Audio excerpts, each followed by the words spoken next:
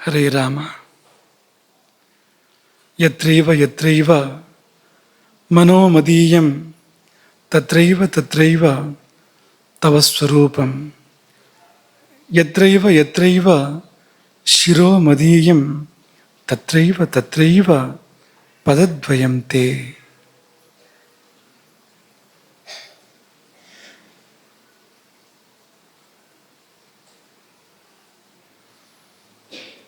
ಅನ್ನಪೂರ್ಣೆ ಸದಾ ಪೂರ್ಣೆ ಶಂಕರ ಪ್ರಾಣವಲ್ಲಭೆ ಜ್ಞಾನ ವೈರಾಗ್ಯ ಸಿದ್ಧ್ಯರ್ಥಂ ಭಿಕ್ಷಾಂ ದೇಹಿ ಚ ಪಾರ್ವತಿ.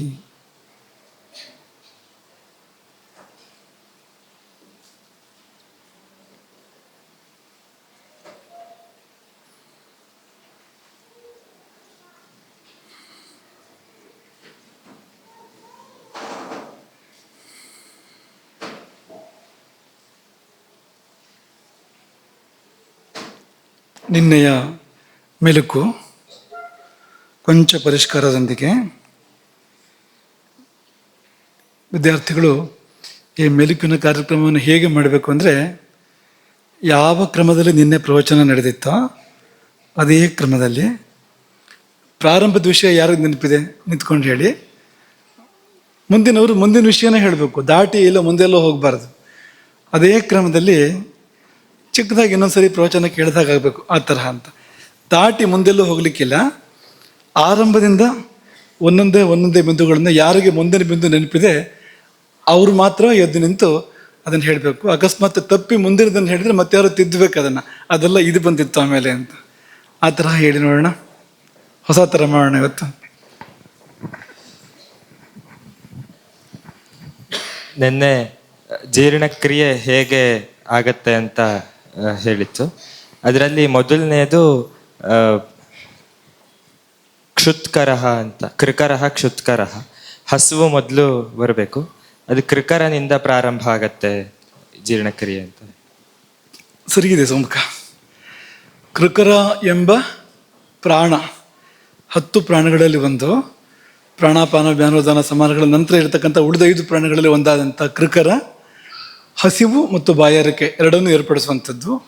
ಅದು ಹಸಿವನ್ನು ಉಂಟು ಮಾಡಿದಾಗ ಊಟ ಮಾಡ್ತೇವೆ ನಾವು ಅಂತ, ಅಲ್ಲಿಂದ ಪ್ರಾರಂಭ ಆಗಿತ್ತು. ಮುಂದಿನ ಹೆಜ್ಜೆ, ಮುಂದಿನ ಹಂತ ಯಾರು ಹೇಳ್ತೀರಿ? ಈ ಕಡೆನೂ ಕೆಲವರು ಕೇಳ್ತಿದ್ದಾರೆ.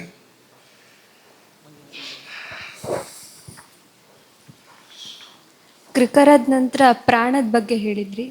ನಿಶ್ವಾಸ ಅನ್ನ ಪ್ರವೇಶಕೃತ ಅಂತ, ಪ್ರಾಣದ ಕಾರ್ಯ ಎಂತ ಅಂತ ತಿಳಿಸಲ್ಪಟ್ಟಿತ್ತು. ನಿಶ್ವಾಸ ಅನ್ನ ಪ್ರವೇಶಕೃತ, ಪ್ರಾಣದ ಕಾರ್ಯಗಳ ಪೈಕಿಯಲ್ಲಿ ನಿಶ್ವಾಸವೂ ಒಂದು, ಹಾಗೆ ಅನ್ನ ಪ್ರವೇಶ, ಈ ತುತ್ತು ಒಳಗೆ ಹೋಗುತ್ತಲ್ಲ ಅದು ಅನ್ನ ಪ್ರಾಣದ ಕಾರ್ಯ ಅಂತ ಅದಾದ್ಮೇಲೆ ಹೇಳಿತ್ತು. ಸರಿ ಇದೆ. ಅಲ್ಲಿಂದ ಮುಖದಲ್ಲಿ ಅನ್ನ ಪ್ರವೇಶ, ಪ್ರಾಣ ಮಾಡುವಂಥದ್ದು. ಮತ್ತು ಮುಂದೆ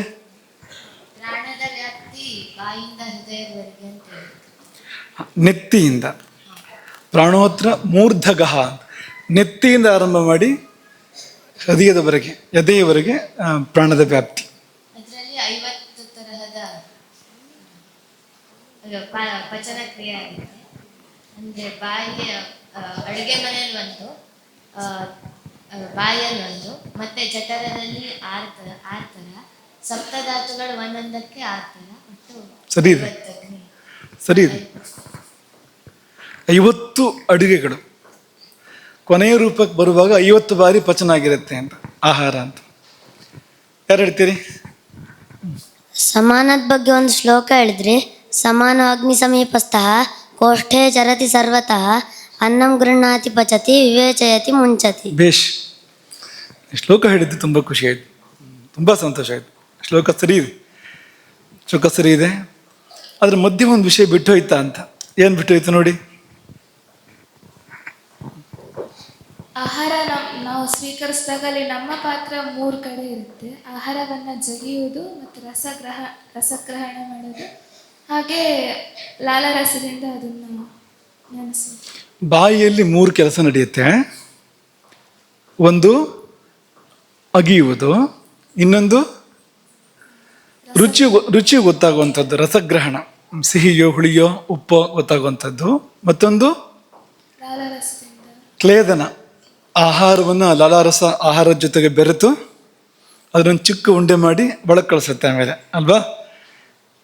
ಅದು ಮತ್ತೊಂದು, ಈ 3 ಕೆಲಸ ಆಯಿತು. ಈ ಲಾಲಾರಸ ಮಿಶ್ರ ಆಗತ್ತಲ್ಲ, ನಾವು ರುಚಿ ನೋಡುತ್ತೇವಲ್ಲ, ಇದರಿಂದ ಏನಾಗುತ್ತೆ ಅಂತ ಯಾರಾದರೂ ಹೇಳ್ತೀರಾ? ಇದೇ ಸಮಯದಲ್ಲಿ ಹೇಳಿತ್ತು ಅಂತ ಯಾರಾದರೂ ಹೇಳಿ. ಆಹಾರ ನೆನೆಯುತ್ತೆ. ಹಾಂ, ನೆನೆಯುತ್ತೆ. ನೆನೆಯುತ್ತೆ. ಮತ್ತೆ ಯಾರಾದರೂ ಇದ್ರೆ ಹೇಳಿ ನೀನು. ಲಾಲಾರಸ ಒಳಗಡೆ ಅಗ್ನಿಗೆ ಹೇಳುತ್ತೆ ಈ ಥರದ ಅನ್ನ ಬರ್ತಾ ಇದೆ ಈ ರಸದ್ದು. ಸರಿ ಇದೆ, ಇದನ್ನು ನಿರೀಕ್ಷೆ ಮಾಡಿದ್ವಿ ನಾವು. ಇಲ್ಲಿ ಬಾಯಿಯಿಂದ ಹೊಟ್ಟೆಗೆ ಸೂಚನೆ ಹೋಗುತ್ತೆ, ಅಥವಾ ಇಡೀ ಜೀರ್ಣಾಂಗ ವ್ಯವಸ್ಥೆಗೆ ಸೂಚನೆ ಹೋಗುತ್ತೆ, ಮುಖ್ಯವಾಗಿ ಅಗ್ನಿಗೆ ಸೂಚನೆ ಹೋಗುತ್ತೆ ಇಂತಹದ್ದು ಬರ್ತಾ ಇದೆ. ಇಂಥದ್ದು ಅಂದರೆ ಸಿಹಿಯೋ ಹುಳಿಯೋ ಉಪ್ಪೋ ಖಾರವೋ ಗುರುವೋ ಲಘುವೋ ಅಥವಾ ಏನು ಅದರ ಹಣೆಬರಹ ಏನು ಅದರ ಯೋಗ್ಯತೆ ಏನು ಅನ್ನೋ ಬಗ್ಗೆ ಒಳಗೆ ಸೂಚನೆ ಹೋಗುತ್ತೆ. ಇದೇ ಕಾರಣಕ್ಕಾಗಿಯೇ ಊಟದಲ್ಲಿ ಮೊದಲು ಸಿಹಿಯನ್ನು ಸೇವಿಸಬೇಕು ಅಂತ ಹೇಳುವಂಥದ್ದು, ಮಧುರದಿಂದ ಊಟವನ್ನು ಆರಂಭ ಮಾಡಬೇಕು ಅಂತ ಹೇಳುವಂಥದ್ದು. ಯಾಕೆಂದರೆ ಮಧುರಕ್ಕೆ ತುಂಬ ಆಳದವರೆಗೂ ವ್ಯಾಪ್ತಿ ಇದೆ, ಉಳಿದ ರಸಗಳಿಗೆ ಅಷ್ಟು ವ್ಯಾಪ್ತಿ ಇಲ್ಲ. ಮಧುರಕ್ಕೆ ತುಂಬ ಆಳದವರೆಗೂ ವ್ಯಾಪ್ತಿ ಇದೆ, ಅಲ್ಲಿವರೆಗೂ ಸೂಚನೆ ಕೊಡಬಲ್ಲದು ಅದು. ಇಂಥದ್ದು ಬರ್ತಾ ಇದೆ ಮುಂದಕ್ಕೆ, ಅಥವಾ ಆಹಾರ ಬರ್ತಾ ಇದೆ, ಊಟಕ್ಕಾಯಿತು ಆಹಾರ ಬರ್ತಾ ಇದೆ ಅಂತೆಲ್ಲ ಗೊತ್ತಾಗಬೇಕಲ್ಲ ಕೆಳಗಡೆ ಪೂರ್ತಿ. ಆಳದವರೆಗೂ ತುದಿಯವರೆಗೂ ಅದನ್ನು ಗೊತ್ತು ಮಾಡಿಸೋ ಶಕ್ತಿ ಮಧುರ ರಸಕ್ಕೆ ಇರೋದ್ರಿಂದಲೇ ಆರಂಭದಲ್ಲಿ ಮಧುರ ಭೋಜನ ಎಡೆ ಶೃಂಗಾರ ಅಂತ ಮಾಡಿ ಮೊದಲು ಚೂರು ಚೂರು ಪಾಯಸ ಭಕ್ಷ್ಯ ಎಲ್ಲ ಬೆಳೆಸಿರ್ತಾರಲ್ಲ ಪಕ್ಕದಲ್ಲಿ. ಅದು ಯಾಕೆ ಮೊದಲು ತಗೋಬೇಕು ಅಂದರೆ ಅದು ದೇವರ ಪ್ರಸಾದ ಅನ್ನೋದು ಹೇಗೂ ಆಯಿತು, ಮೊದಲು ತಗೋಬೇಕು ಅಂತ. ಜೊತೆಯಲ್ಲಿ ಇಡೀ ವ್ಯವಸ್ಥೆಗೆ ಸೂಚನೆ ಹೋಗುತ್ತೆ. ಹಾಗಾಗಿ ಈ ಲಾಲಾರಸವೇ ಅಂದರೆ ಇದು ಬೋಧಕ ಕಫವಾಗಿ ಅದು ಸೂಚನೆ ಕೊಡುತ್ತೆ, ಕ್ಲೇದಕ ಕಫವಾಗಿ ನೆನೆಸುತ್ತೆ ಅದನ್ನು, ಅದು ಒಳಗೂ ನಡೆಯುತ್ತೆ ಆ ಕೆಲಸ, ಅದು ಹೊಟ್ಟೆಗೆ ಹೋದ ನಂತರನೂ. ಆದರೆ ಬೋಧಕ ಕಫ ಇಲ್ಲೇ ಇರುವಂಥದ್ದು, ಬಾಯಲ್ಲೇ ಇರುವಂಥದ್ದು. ಅದು ಯಾವ ರಸ ಅನ್ನೋದನ್ನು ಮತ್ತು ಏನು ಅದರ ಸ್ವರೂಪ ಸ್ವಭಾವ ಯೋಗ್ಯತೆ ಏನು ಬರ್ತಾ ಇದೆ ಅನ್ನೋದನ್ನ ಕೆಳಗಡೆಗೆ ಸೂಚನೆ ಕೊಡುತ್ತೆ. ಇದನ್ನು ನಿರೀಕ್ಷೆ ಮಾಡಿದ್ವಿ ನಾವು.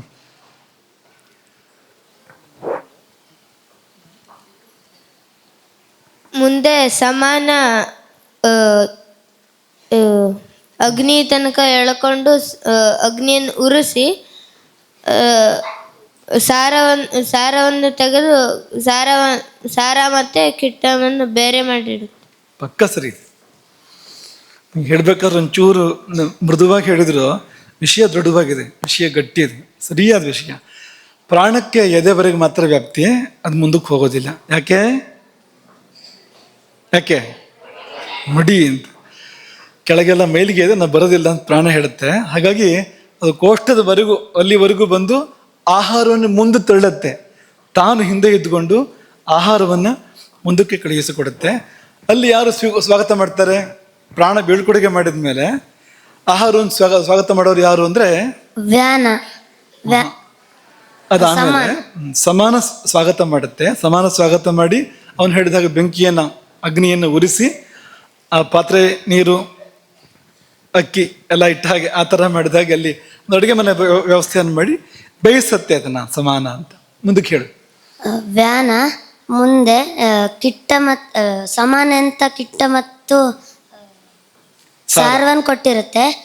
ಅದರಲ್ಲಿ ಸಾರವನ್ನು ತಗೊಂಡು ಆ ಸಾರವನ್ನು ಎಲ್ಲ ಧಾತುಗಳಿಗೆ ಅದಕ್ಕೆಲ್ಲ ಹಂಚುತ್ತೆ. ಪಕ್ಕ ಸರಿ ಇದೆ.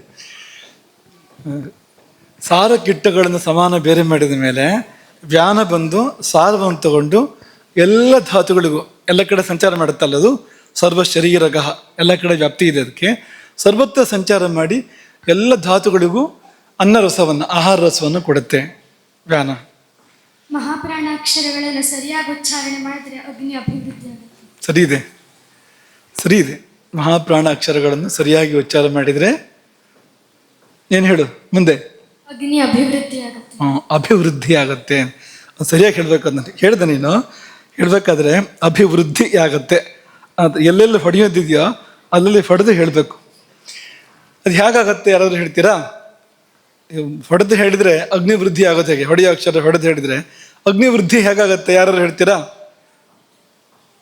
ಇಲ್ಲಿದ್ರು ಅವಳೇ ಹೇಳ್ತಾಳೆ, ಯಾರು ಹೇಳ್ತಾ ಇದ್ರೆ. ಕೊಡು, ಯಾರಿಗಾರು ಕೊಡು.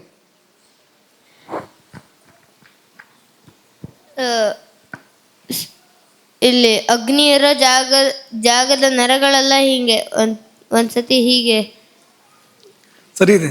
ಗಟ್ಟಿ ಎಳೆದಾಗುತ್ತೆ, ಆಗ ಉರಿಯುತ್ತೆ ಜಾಸ್ತಿ. ಅದು ನಿಂಗೆ ಗಂಟ್ಲಲ್ಲಿದ್ದು ಬಾಯಿ ಬರ್ತಾ ಇಲ್ಲ, ಹಂಗಾಗಿದೆ ನಿಂಗೆ. ಅದು ವಿಷಯ ಸರಿ ಇದೆ. ಅಲ್ಲಿ ಒತ್ತಡ ಬೀಳುತ್ತೆ.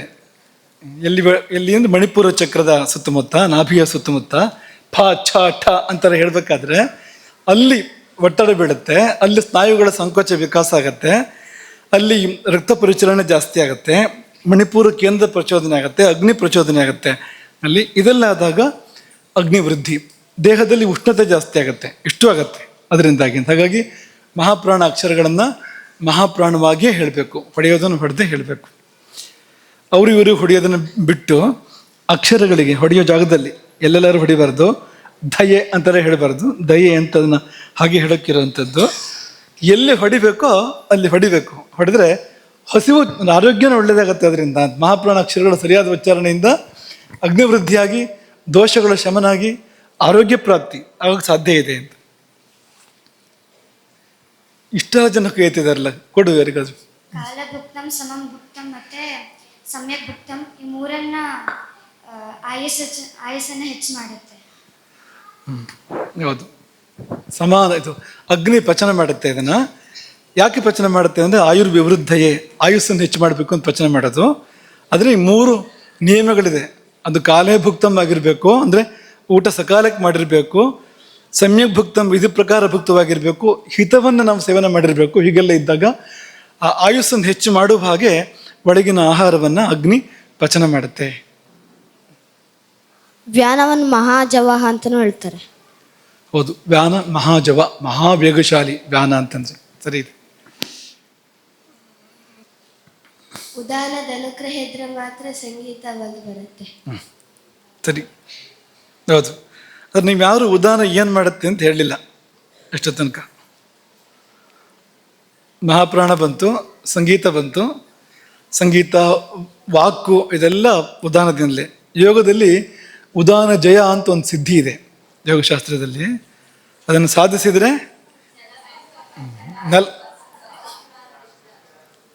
ಜ್ವರ ಹೇಳಿ.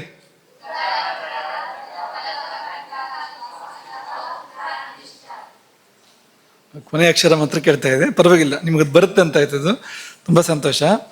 ನೆಲ ಬಿಟ್ಟು ಹೇಳೋಕ್ಕೆ ಸಾಧ್ಯ ಅಂತ ಉದಾನ ಜಯ ಆದಾಗ, ಭೂಮಿಯನ್ನು ಬಿಟ್ಟು ಮೇಲೆ ಕೇಳೋಕ್ಕೆ ಸಾಧ್ಯ ಅಂತ. ಉದಾನ ಅಲ್ವಾ, ಅದು ಪವನೋತ್ತಮ ಅಂತ ಕರೀತಾರೆ ಅದನ್ನು. ಉದಾನ ಸದಾ ಊರ್ಧ್ವಗತಿ ಅದರದ್ದು, ಉದಾನದ್ದು. ಊಟ ಸಾಕು ಅಂತ ನಾಗಪ್ರಾಣ ಹೇಳುತ್ತೆ. ಅದಕ್ಕಿಂತ ಮುಂಚೆ ಉದಾನದ ಕಾರ್ಯವನ್ನು ಹೇಳಬೇಕು ನೀವು. ಉದಾನ ಏನು ಮಾಡುತ್ತೆ, ಇದಕ್ಕೆ ಸಂಬಂಧಪಟ್ಟದ್ದು ಅಂತ ಹೇಳಬೇಕು. ಅದಾಗಿಲ್ಲ. ಉದಾನ ನಮಗೆ ಫಲ ಕೊಡುತ್ತೆ, ಬಲ, ವರ್ಣ, ಗರ್ವವನ್ನೆಲ್ಲ. ಊರ್ಜಾ, ಬಲ, ವರ್ಣ, ಊರ್ಜಾ ಇದನ್ನೆಲ್ಲ ಕೊಡುತ್ತೆ ಉದಾನ. ಅಂದರೆ ಆಹಾರದ ಫಲ ಏನು, ನಮಗೆ ಬಲ ಬರಬೇಕು, ವರ್ಣ ಬರಬೇಕು, ಊರ್ಜಾ ಬರಬೇಕು, ಇದೆಲ್ಲವನ್ನು ಕೂಡ ಉದಾನ ಕೊಡುತ್ತೆ ಅಂತ. ಕೊನೆ ಕೆಲಸ ಅದು ಮಾಡುತ್ತೆ ಅಂತ. ಅದಕ್ಕಿಂತ ಮುಂಚೆ ಅಪಾನ ಇರೋ ಕಿಟ್ಟನ್ನೆಲ್ಲ ಹೊರ ಹಾಕಿ ಕೊನೆಗೆ ಇರುವಂತಹ ಆಮವನ್ನೆಲ್ಲ ಹೊರಗೆ ತಳ್ಳುತ್ತೆ. ಹಾಗೂ ಅದರಿಂದನೇ ಗರ್ಭ ಹೊರಗೆ ಬರೋದು, ಜನ್ಮ, ಪ್ರಸವ. ಅಂದರೆ ಈ ಹೊಟ್ಟೆಯಿಂದ ಕೆಳಕ್ಕೆ ಯಾವುದೇ ಈ ಅಧೋದ್ವಾರಗಳಿಂದ ಹೊರಗೆ ಹೋಗಬೇಕು ಅಂತಾದರೆ ಅಪಾನ ವಾಯುವಿನಿಂದಲೇ ಆಗೋಕ್ಕೆ ಸಾಧ್ಯ. ಅದೊಂದು ಅನೇಕರಿಗೆ ಅಪಾನ ವಾಯುವಿನ ತಪ್ಪು ಕಲ್ಪನೆ ಇದೆ, ತುಂಬ ಸೀಮಿತ ಕಲ್ಪನೆ ಇದೆ. ಹಾಗಲ್ಲ ಅದು. ಅಪಾನ ವಾಯುವಿಗೆ ತುಂಬ ದೊಡ್ಡ ವ್ಯಾಪ್ತಿ ಇದೆ. ಈಗ ನಾವು ಭೂಮಿಗೆ ಬಂದಿದ್ದೇ ಅದರಿಂದಾಗಿ ಶರೀರದಲ್ಲಿ ಅಧೋಮುಖವಾದ ಗತಿಯನ್ನು ಏರ್ಪಡಿಸಿ ಪ್ರಸವವನ್ನು ಏರ್ಪಡಿಸಿಕೊಡುವಂಥದ್ದು ಅದೇನಾಗಿದೆ ಅಂತ.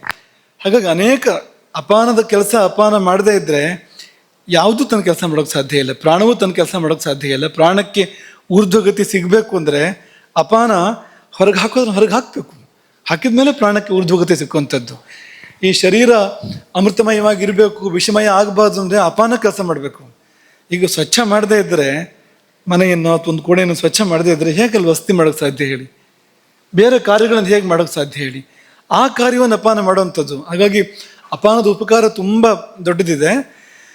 ಅದು ಈ ವ್ಯಾನ ತನ್ನ ಕಾರ್ಯವನ್ನು ಮಾಡ್ತಾ ಇದ್ದ ಹಾಗೆಯೇ, ವ್ಯಾನ ಈ ಸಾರ ಕೆಟ್ಟಗಳ ಪೈಕಿಯಲ್ಲಿ ಸಾರವನ್ನು ತಗೊಂಡು ವ್ಯಾನ ಹೋಗುತ್ತೆ, ಶರೀರದಲ್ಲೆಲ್ಲ ಹಂಚೋದಕ್ಕೋಸ್ಕರ ಹೋಗುತ್ತೆ ಅದು. ಅದೇ ಸಮಯದಲ್ಲಿ ಅಪಾನ ಬಂದು ಕಿಟ್ಟವನ್ನು ಹೊರಗೆ ಹಾಕುತ್ತೆ ದೇಹದಿಂದ. ಮಲಮೂತ್ರ ಅದೆರಡೂ ಕೂಡ ಅಪಾನದಿಂದಲೇ. ಸರಿ ಇದೆ, ಬಿಟ್ಟು ಹೋಗಿತ್ತು ಮಧ್ಯದಲ್ಲಿ. ಉದಾಹರಣೆಯಿಂದ ಮಾತು, ಉದಾಹರಣೆಯಿಂದ ಸಂಗೀತ. ಸರಿ ಇದೆ. ಅಗ್ನಿ ಜಾಗೃತವಾದಾಗ ಪಾಪ ಕಳೆಯುತ್ತೆ. ತುಂಬ ಸರಿ ಇದೆ. ಅದು ಇಲ್ಲಿ ಅಂದ್ರೆ ಮತ್ತೇನಾದ್ರು ಹೇಳಿದ್ವಾ ಈ ಪ್ರಕ್ರಿಯೆಯಲ್ಲಿ ಇಲ್ಲಿಂದ ಮುಂದಕ್ಕೆ? ಕೊನೆಯದು ಯಾವುದು? ಕೊನೆಯದು ಬಂದಿದೆ ಈಗಾಗಲೇ. ಕೊನೆಯದು ಯಾವುದು?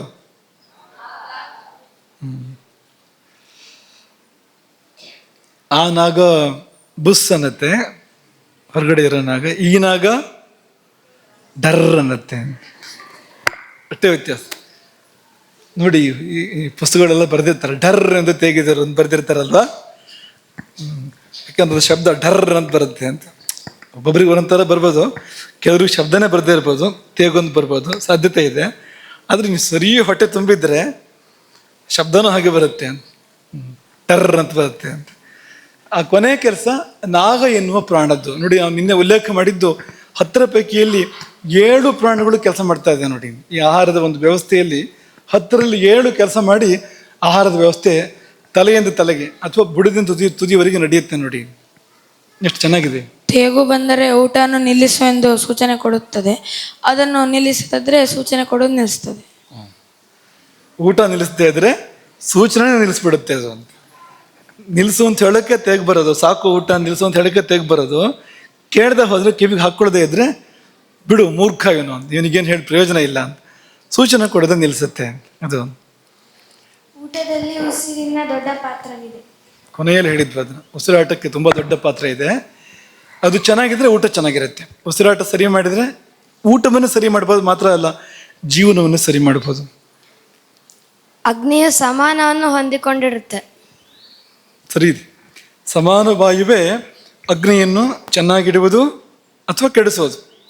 ಸಮಾನ ಚೆನ್ನಾಗಿಲ್ಲದೆ ಇದ್ದರೆ ಅಗ್ನಿ ಚೆನ್ನಾಗಿರೋದಿಲ್ಲ, ಅಗ್ನಿ ಚೆನ್ನಾಗಿಲ್ಲದೆ ಇದ್ರೆ ನಾವು ಚೆನ್ನಾಗಿರೋದಿಲ್ಲ. ನಾವು ಚೆನ್ನಾಗಿರ್ಬೇಕು ಅಂದರೆ ಅಗ್ನಿ ಚೆನ್ನಾಗಿರಬೇಕು, ಅಗ್ನಿ ಚೆನ್ನಾಗಿರ್ಬೇಕು ಅಂದರೆ ಸಮಾನ ಸರಿಯಾಗಿ ತನ್ನ ಕೆಲಸವನ್ನು ಮಾಡಬೇಕು. ಆ ಅಗ್ನಿಯನ್ನು ಉರಿಸುವ ಕೆಲಸ ಸಮಾನದ್ದು, ಜಠರಾಗ್ನಿಯನ್ನು ಉರಿಸುವ ಕೆಲಸ ಸಮಾನದ್ದು. ಜಾಸ್ತಿ ಆದರೂ ಕಷ್ಟ, ಕಡಿಮೆ ಆದರೂ ಕಷ್ಟ, ಕ್ಷಣಚಿತ್ತ ಕ್ಷಣಪಿತ್ತ ಆದರೂ ಕಷ್ಟ ಆಗಬಾರ್ದು. ಆ ರೀತಿಯಲ್ಲಿ ಸಮಾನ ಚೆನ್ನಾಗಿರಬೇಕು, ಸಮಾನವಾಗಿರಬೇಕು. ಅದಕ್ಕೆ ಹೆಸರಿಡೋದಕ್ಕೆ ಸಮಾನ ಅಂದರೆ ಒಂದೇ ರೀತಿ ಗತಿಯಿಂದ. ಈ ಸಮಾನ ಅನ್ಬೇಕಾದ್ರೆ ಆ ಮುಂದಿನ ಭಾಗ ಇದೆಯಲ್ಲ, ಉತ್ತರಾರ್ಧ ಇದೆಯಲ್ಲ, ಗತಿ ಅಂತ ಹೇಳುತ್ತೆ. ಪ್ರಾಣ ಅಲ್ಲಿ ಇದೆ, ಅನ ಇದೆ ಅಲ್ಲಿ, ಅಪಾನ ವ್ಯಾನ ಎಲ್ಲ ಕಡೆ ಇದೆ ಅದು ಅಂತ. ಅದು ಗತಿಯನ್ನು ಹೇಳುವಂಥದ್ದು ಅದು. ಹಾಗಾಗಿ ಊರ್ಧ್ವಗತಿ, ಅಧೋಗತಿ, ತಿರ್ಯಗತಿ ಅಥವಾ ಸಮಾನ ಅನ್ನುವಾಗ ಸಮಗತಿ ಅಂತ, ಆ ಸಮಗತಿಯನ್ನು ಹೇಳುತ್ತೆ ಆ ಶಬ್ದ. ಅದು ಸಮಗತಿಯಲ್ಲಿ ಇರಬೇಕದು, ಇದ್ರೆ ನಾವು ಕ್ಷೇಮ ಅಂತ. ನಾವು ಆದಷ್ಟು ಆಹಾರವನ್ನು ಜಗಿದು ತಿನ್ನಬೇಕು. ಯಾಕೆಂದ್ರೆ ನಮ್ಮ ಹೊಟ್ಟೆ ಒಳಗೆ ಹಾಗೆ ಹೋದ್ರೆ ಅದು ಜಠರಾಗ್ನಿ ಜೀರ್ಣ ಮಾಡೋಕೆ ಕಷ್ಟ ಆಗುತ್ತೆ. ಜಾಸ್ತಿ ಕೆಲಸ ಹೊಟ್ಟೆಗೆ ಬಂದಾಗತ್ತೆ. ನಮ್ಮ ಕೆಲಸ ನಾವು ಸರಿ ಮಾಡದೇ ಇದ್ರೆ ಅದಕ್ಕೆ ಕೆಲಸ ಜಾಸ್ತಿ ಆಗುತ್ತೆ, ಜಠರಕ್ಕೆ ಕೆಲಸ ಜಾಸ್ತಿ ಆಗುತ್ತೆ. ಜಠರಕ್ಕೆ ಭಾರ ಮಾಡಬಾರ್ದು ಅನ್ನೋದೇ ಪ್ರಯತ್ನ. ಇದು ನೆನ್ಪಿಟ್ಕೊಳ್ಳಿ. ಊಟದಲ್ಲಿ ತುಂಬ ಗಮನ ಕೊಡಬೇಕಾಗಿದ್ದೇನು ಅಂದರೆ ಅದು ಪೂರ್ತಿ ಜೀರ್ಣ ಆಗಬೇಕು. ನಾವೇನು ಗಮನ ಕೊಡ್ತೀವಿ? ರುಚಿ, ಹಸಿವು, ಹೊಟ್ಟೆ ತುಂಬೋದು, ಏನೋ ಮಾತಾಡ್ತಾ ತಿಂದ್ಬಿಡೋದು ಒಂದಷ್ಟು, ಇದೆಲ್ಲ ಮಾಡ್ತಾ ಇರ್ತೀವಿ. ಇದೆಲ್ಲ ಅಲ್ಲ. ಆದ್ಯತೆ ಏನು ಅಂದರೆ ತಿಂದಿದ್ದು ಶೇಷ ಏನು ಉಳಿಬಾರ್ದು, ಏನೇನು ಶೇಷ ಉಳಿಬಾರ್ದು.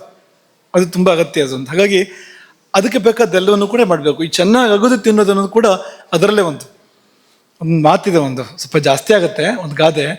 ಅದೇನಂದರೆ ಅನ್ನವನ್ನು ಕುಡಿಬೇಕು ಮತ್ತು ನೀರನ್ನು ತಿನ್ನಬೇಕು. ಅನ್ನವನ್ನು ಕುಡಿಯಬೇಕು, ನೀರನ್ನು ಏನಪ್ಪ ಹಾಗಂದ್ರೆ ಅನ್ನ ಕುಡಿಯೋದು ಅಂದ್ರೆ ಏನು? ಅದಾದ್ರೂ ಸರಿ, ನೀರನ್ನು ತಿನ್ನೋದು ಅಂದ್ರೆ ಏನು? ತಿನ್ನಕ್ಕಾಗತ್ತಾ ನೀರನ್ನ ಅಗಿದು? ಯಾಕೆ ಹಾಗೆ ಹೇಳಿದ್ರು ಅಂದ್ರೆ ಅನ್ನವನ್ನು ಅಗಿದಗಿದು ರಸ ಮಾಡಿ ಒಳಗೆ ಕಳುಹಿಸು, ಅನ್ನವನ್ನು ಗಟ್ಟಿ ಹಾಗೆ ಕಳಿಸ್ಬೇಡ ಒಳಗಡೆಗೆ. ಅಗಿದು ರಸರೂಪಕ್ಕೆ ತಂದು, ದ್ರವರೂಪಕ್ಕೆ ತಂದು ಅದನ್ನು ಒಳಗೆ ಕಳುಹಿಸು. ಜೀರ್ಣ ಸರಿಯಾಗತ್ತೆ. ಜೀರ್ಣ ಸರಿಯಾದ್ರೆ ಚೆನ್ನಾಗಿರ್ತೀಯ ನೀನು. ಹಾಗೆ ನೀರನ್ನು ಕುಡಿಬೇಕಾದ್ರೆ ಗಡಿ ಬಿಡಿ ಮಾಡಬೇಡ. ನೀರನ್ನು ಗುಟುಕಾಗಿ ಸಮಾಧಾನವಾಗಿ ಕುಡಿ ಅನ್ನೋದಕ್ಕೆ ನೀರನ್ನು ತಿನ್ನು ಅಂತ ಹೇಳಿ. ನೀರನ್ನು ತಿನ್ನು ಅಂದರೆ ಅದನ್ನು ಗಟ್ಟಿ ಮಾಡ್ಕೊಂಡು ತಿನ್ನು ಅಂತ ಅರ್ಥ ಅಲ್ಲ, ಹಂಗೆಲ್ಲ ಅಲ್ಲ, ಆ ಥರ ಅಲ್ಲ. ನೀರನ್ನು ಗುಟುಕರಿಸು ಅಂತ. ಗುಟುಕು ಕೆಲವರು ಏನು ಮಾಡ್ತಾರೆ ಅಂದರೆ ಎತ್ತಿ ಬಿಡ್ತಾರೆ. ಲೋಟನೇ ಎತ್ತೋದು, ಚೊಂಬನೇ ಎತ್ತೋದು, ಇನ್ನು ಬಕೆಟ್ನೇ ಎತ್ತೋದು ಇದಾರ ಗೊತ್ತಿಲ್ಲ ಇನ್ನು. ಅದಕ್ಕಿಂತ ಮೇಲೆ ಎತ್ತು ಬಿಡೋದು ಹಾಗೆಲ್ಲ ಅಲ್ಲ, ಗುಟುಕು ಗುಟುಕಾಗಿ ಕುಡಿ.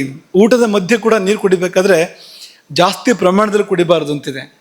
ಸ್ವಲ್ಪ ಸ್ವಲ್ಪ ಪ್ರಮಾಣದಲ್ಲಿ ಕುಡಿಬೇಕು, ಒಂದು ಕಿಂಚಿತ್ ಪ್ರಮಾಣದಲ್ಲಿ ಕುಡಿಬೇಕು ಅಂತ ಇರುವಂಥದ್ದು. ಚೆನ್ನಾಗಿ ನೀರು ಕುಡಿದ್ಬಿಟ್ರೆ ಮತ್ತು ಆಹಾರಕ್ಕೆ ಜಾಗ ಇಲ್ಲಿ, ಮತ್ತು ಅಲ್ಲಿ ಸಮತೋಲನ ವ್ಯತ್ಯಾಸ ಆಗುತ್ತೆ. ನೀರಿನ ಪ್ರಮಾಣ ಜಾಸ್ತಿಯಾಗಿ ಘನ ಕಡಿಮೆ ಆದರೆ ಒಳಗಡೆ ಸಮತೋಲನ ಹಾಳಾಗುತ್ತೆ. ಜೀರ್ಣ ಮಾಡಬೇಕಾದ್ರೆ ತೊಂದರೆ ಆಗುತ್ತೆ ಅದು. ಈಗ ನೀವು ರುಬ್ಬಬೇಕಾದ್ರೆ ನೀರು ಜಾಸ್ತಿ ಹಾಕ್ಕೊಂಡ್ರೆ ಆವಾಗ ನಿಮ್ಗೆ ರುಬ್ಬಕ್ಕೆ ಅನುಕೂಲ ಆಗುತ್ತಾ? ಬೀಸ್ಬೇಕಾದ್ರೆ ನೀರು ಹದವಾಗಿ ಹಾಕ್ಕೋಬೇಕು. ನೀರು ಹಾಕ್ಕೊಳ್ದೇ ಇದ್ದರೆ ಆಗಲೂ ಬೀಸೋಕ್ಕೆ ಕಷ್ಟ ಆಗತ್ತೆ. ಜಾಸ್ತಿ ಹಾಕಿದರೆ ಆಗುತ್ತೆ ಎಷ್ಟಾದ್ರೂ ನೀರು ಕುಡಿಯೋದಲ್ಲ ಅಂತ. ಗುಟುಕರಿಸಿ ಸ್ವಲ್ಪ ಸ್ವಲ್ಪನೇ ನಾಲ್ಗೆ ತೊಳಿತಾ ಊಟ ಮಾಡಬೇಕು ಅನ್ನೋದು ಕ್ರಮ ಅಂತ. ಅಗ್ನಿಯು ಮುಟ್ಟಿ ಬಿಟ್ಟ ಆಹಾರ ವಿಷವಾಗಿ ಪರಿಣಾಮವಾಗುತ್ತೆ. ಅದಕ್ಕೊಂದು ಕತೆ ಹೇಳಿದ್ರಿ. ಅಂದ್ರೆ ಒಬ್ಬ ಶಿಷ್ಯ ಊಟಕ್ಕೆ ಕೂತಾಗ ಉಪ್ಪಿನಕಾಯಿ ಕಚ್ಚಿ ಇನ್ನೇನು ತಟ್ಟೆಯಲ್ಲಿ ಇಡ್ಬೇಕು ಅನ್ನೋಷ್ಟರಲ್ಲಿ ಪಕ್ಕ ಒಬ್ರು ಗುರುಗಳು ಕೂತಿದ್ರು, ಒಬ್ರು ಮಹಾತ್ಮರು ಕೂತಿದ್ರು. ಅವರು ನಿನ್ ಗುರು ಯಾರು, ನಿನ್ನ ತಂದೆ ಯಾರು ಅಂತ ಕೇಳ್ತಾರೆ. ಅವಾಗ ಆ ಶಿಷ್ಯ ಹೇಳ್ತಾನೆ, ಉಪ್ಪಿನಕಾಯಿ ತಟ್ಟೆಗೆ ಇಡೋದು ಇಲ್ಲ, ಗುರು ಮತ್ತೆ ತಂದೆ ಹೆಸರು ಹೇಳೋದು ಇಲ್ಲ. ಅದು ಗುರುವಿನ ಹೆಸರು ಹೇಳಬಾರ್ದು ಅಂತಲೂ ಇದೆ ಶಾಸ್ತ್ರ. ಆತ್ಮನಾಮ ಗುರುವ್ರ ನಾಮ ಅಂತ ಒಂದು ಪಟ್ಟಿ ಬರುತ್ತೆ.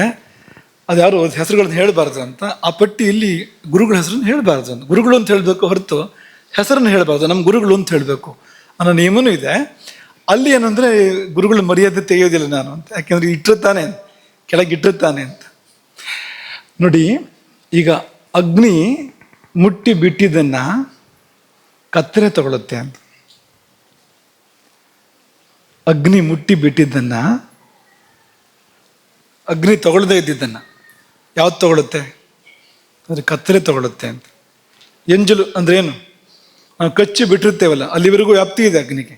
ಆ ಲಾಲಾರಸ ಅಗ್ನಿಗೆ ಸಂಬಂಧಪಟ್ಟಿರ್ತಕ್ಕಂಥದ್ದು. ನೀವು ಕಚ್ಚಿ ಬಿಟ್ಟರೆ ಅಲ್ವಾ, ಅದು ಅಗ್ನಿ ಮುಟ್ಟಿ ಬಿಟ್ಟಂತಾಯ್ತು. ಅದು ಒಬ್ಬರ ಒಂದು ಶರೀರದ ಅಗ್ನಿ ಮುಟ್ಟಿ ಬಿಟ್ಟಂತಾಯ್ತು.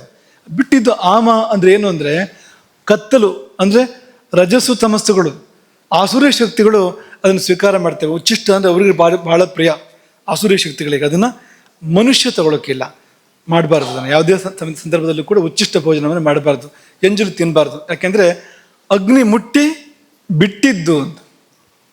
ಹೋಮ ಮಾಡಬೇಕಾದ್ರೂ ಕೂಡ ಆಹುತಿ ಹೊರಗೆ ಬಿದ್ದರೆ ರಕ್ಷಸಾಂಭಾಗೋಸಿ, ಅದು ರಾಕ್ಷಸರಿಗೆ ಸಲ್ಲುವಂಥದ್ದು. ರಾಕ್ಷಸರಿಗೆ ಏನೂ ಇಲ್ವಾ ಅಂದರೆ ಆಹುತಿ ಹಾಕ್ಬೇಕಾದ್ರೆ ಯಾವುದು ಹೊರಗೆ ಚೆಲ್ಲಿತು, ಹೊರಗೆ ಬಿದ್ದಿತ್ತು, ಅದು ರಕ್ಷಸಾಂಭಾಗೋಸಿ, ರಾಕ್ಷಸರಿಗೆ ಸಲ್ಲುವಂಥದ್ದು ಅಂತ. ಹಾಗೆ ಆಯ್ತು ಇದು ಕೂಡ ಅಂತ. ಅಗ್ನಿ ತಗೊಳ್ತಾ ಇದ್ದ ಆಹುತಿಯನ್ನು, ಒಂದು ತುಂಡು ಹೊರಗೆ ಬಿತ್ತು, ಒಳಗೆ ಹೋಗಲಿಲ್ಲ ಅಂತಂದರೆ ರಕ್ಷಸಾಂಭಾಗೋಸಿ, ಅದನ್ನು ಮತ್ತೆ ಬೇರೆ ಯಾರು ಮುಟ್ಲಿಕ್ಕಿಲ್ಲ. ಅವರು ಕೂಡ ಯಾರು ಕಚ್ಚಿ ಬಿಟ್ಟಿದಾರೋ ಅವರು ಕೂಡ ಪುನಃ ತಿನ್ಲಿಕ್ಕಿಲ್ಲ. ನನ್ನ ಎಂಜಲು ಪರವಾಗಿಲ್ಲ ಅಂತ ಅನ್ನೋ ಥರ ಏನಿಲ್ಲ. ನಮ್ಮ ಎಂಜಲಾದರೂ ಕೂಡ ಕಚ್ಚಿ ಅದನ್ನು ಅದನ್ನು ಬಿಡಬೇಕು ಹೊರತು ಅದನ್ನು ಮತ್ತೆ ತಿನ್ನಬಾರ್ದು ಯಾವುದೇ ಕಾರಣಕ್ಕೂ. ಉಚ್ಚಿಷ್ಟ ಆಗತ್ತೆ, ತಮೋಗುಣ ಅದನ್ನು ಆವರಿಸ್ತೈತೆ. ಅದಕ್ಕೆ ಹೇಳಿದ್ದು ನಾವು ಉಚ್ಚಿಷ್ಟಮಪಿ ಚಾಮೇಧ್ಯಂ ಭೋಜನಂ ತಾಮಸ ಪ್ರಿಯಂ. ಎಂಜಲನ್ನು ತಾಮಸ ಅಂತ ಕೃಷ್ಣ ಕರೆದಿದ್ದಾನೆ. ತಾಮಸ ಅಂತ ಯಾಕಾಗತ್ತೆ ಅಂದರೆ ಅದೇ ಅಗ್ನಿ ಬಿಟ್ಟಿದ್ದನ್ನು ಕತ್ತಲೆ ಸ್ವೀಕಾರ ಮಾಡಿತು, ತಮಸ್ಸು ಸ್ವೀಕಾರ ಮಾಡಿತು ಅದನ್ನು. ಅದು ಯಾರಿಗೂ ಯೋಗ್ಯ ಅಲ್ಲ, ಆಮೇಲೆ ನಮಗೆ ಯೋಗ್ಯ ಅಲ್ಲ ನಮ್ಮ ಎಂಜಲು. ಒಂದಕ್ಕೆ ಅಗತ್ಯ ಇದ್ದಲ್ಲಿ ಮಾತ್ರ ಮಹಾಪ್ರಾಣಾಕ್ಷರಗಳನ್ನು ಉಚ್ಚರಿಸಬೇಕು, ಸುಮ್ಮನೆ ಉಚ್ಚರಿಸಬಾರ್ದು. ಖಂಡಿತ ಹೌದು, ಅನಾಹುತ ಆಗುತ್ತೆ.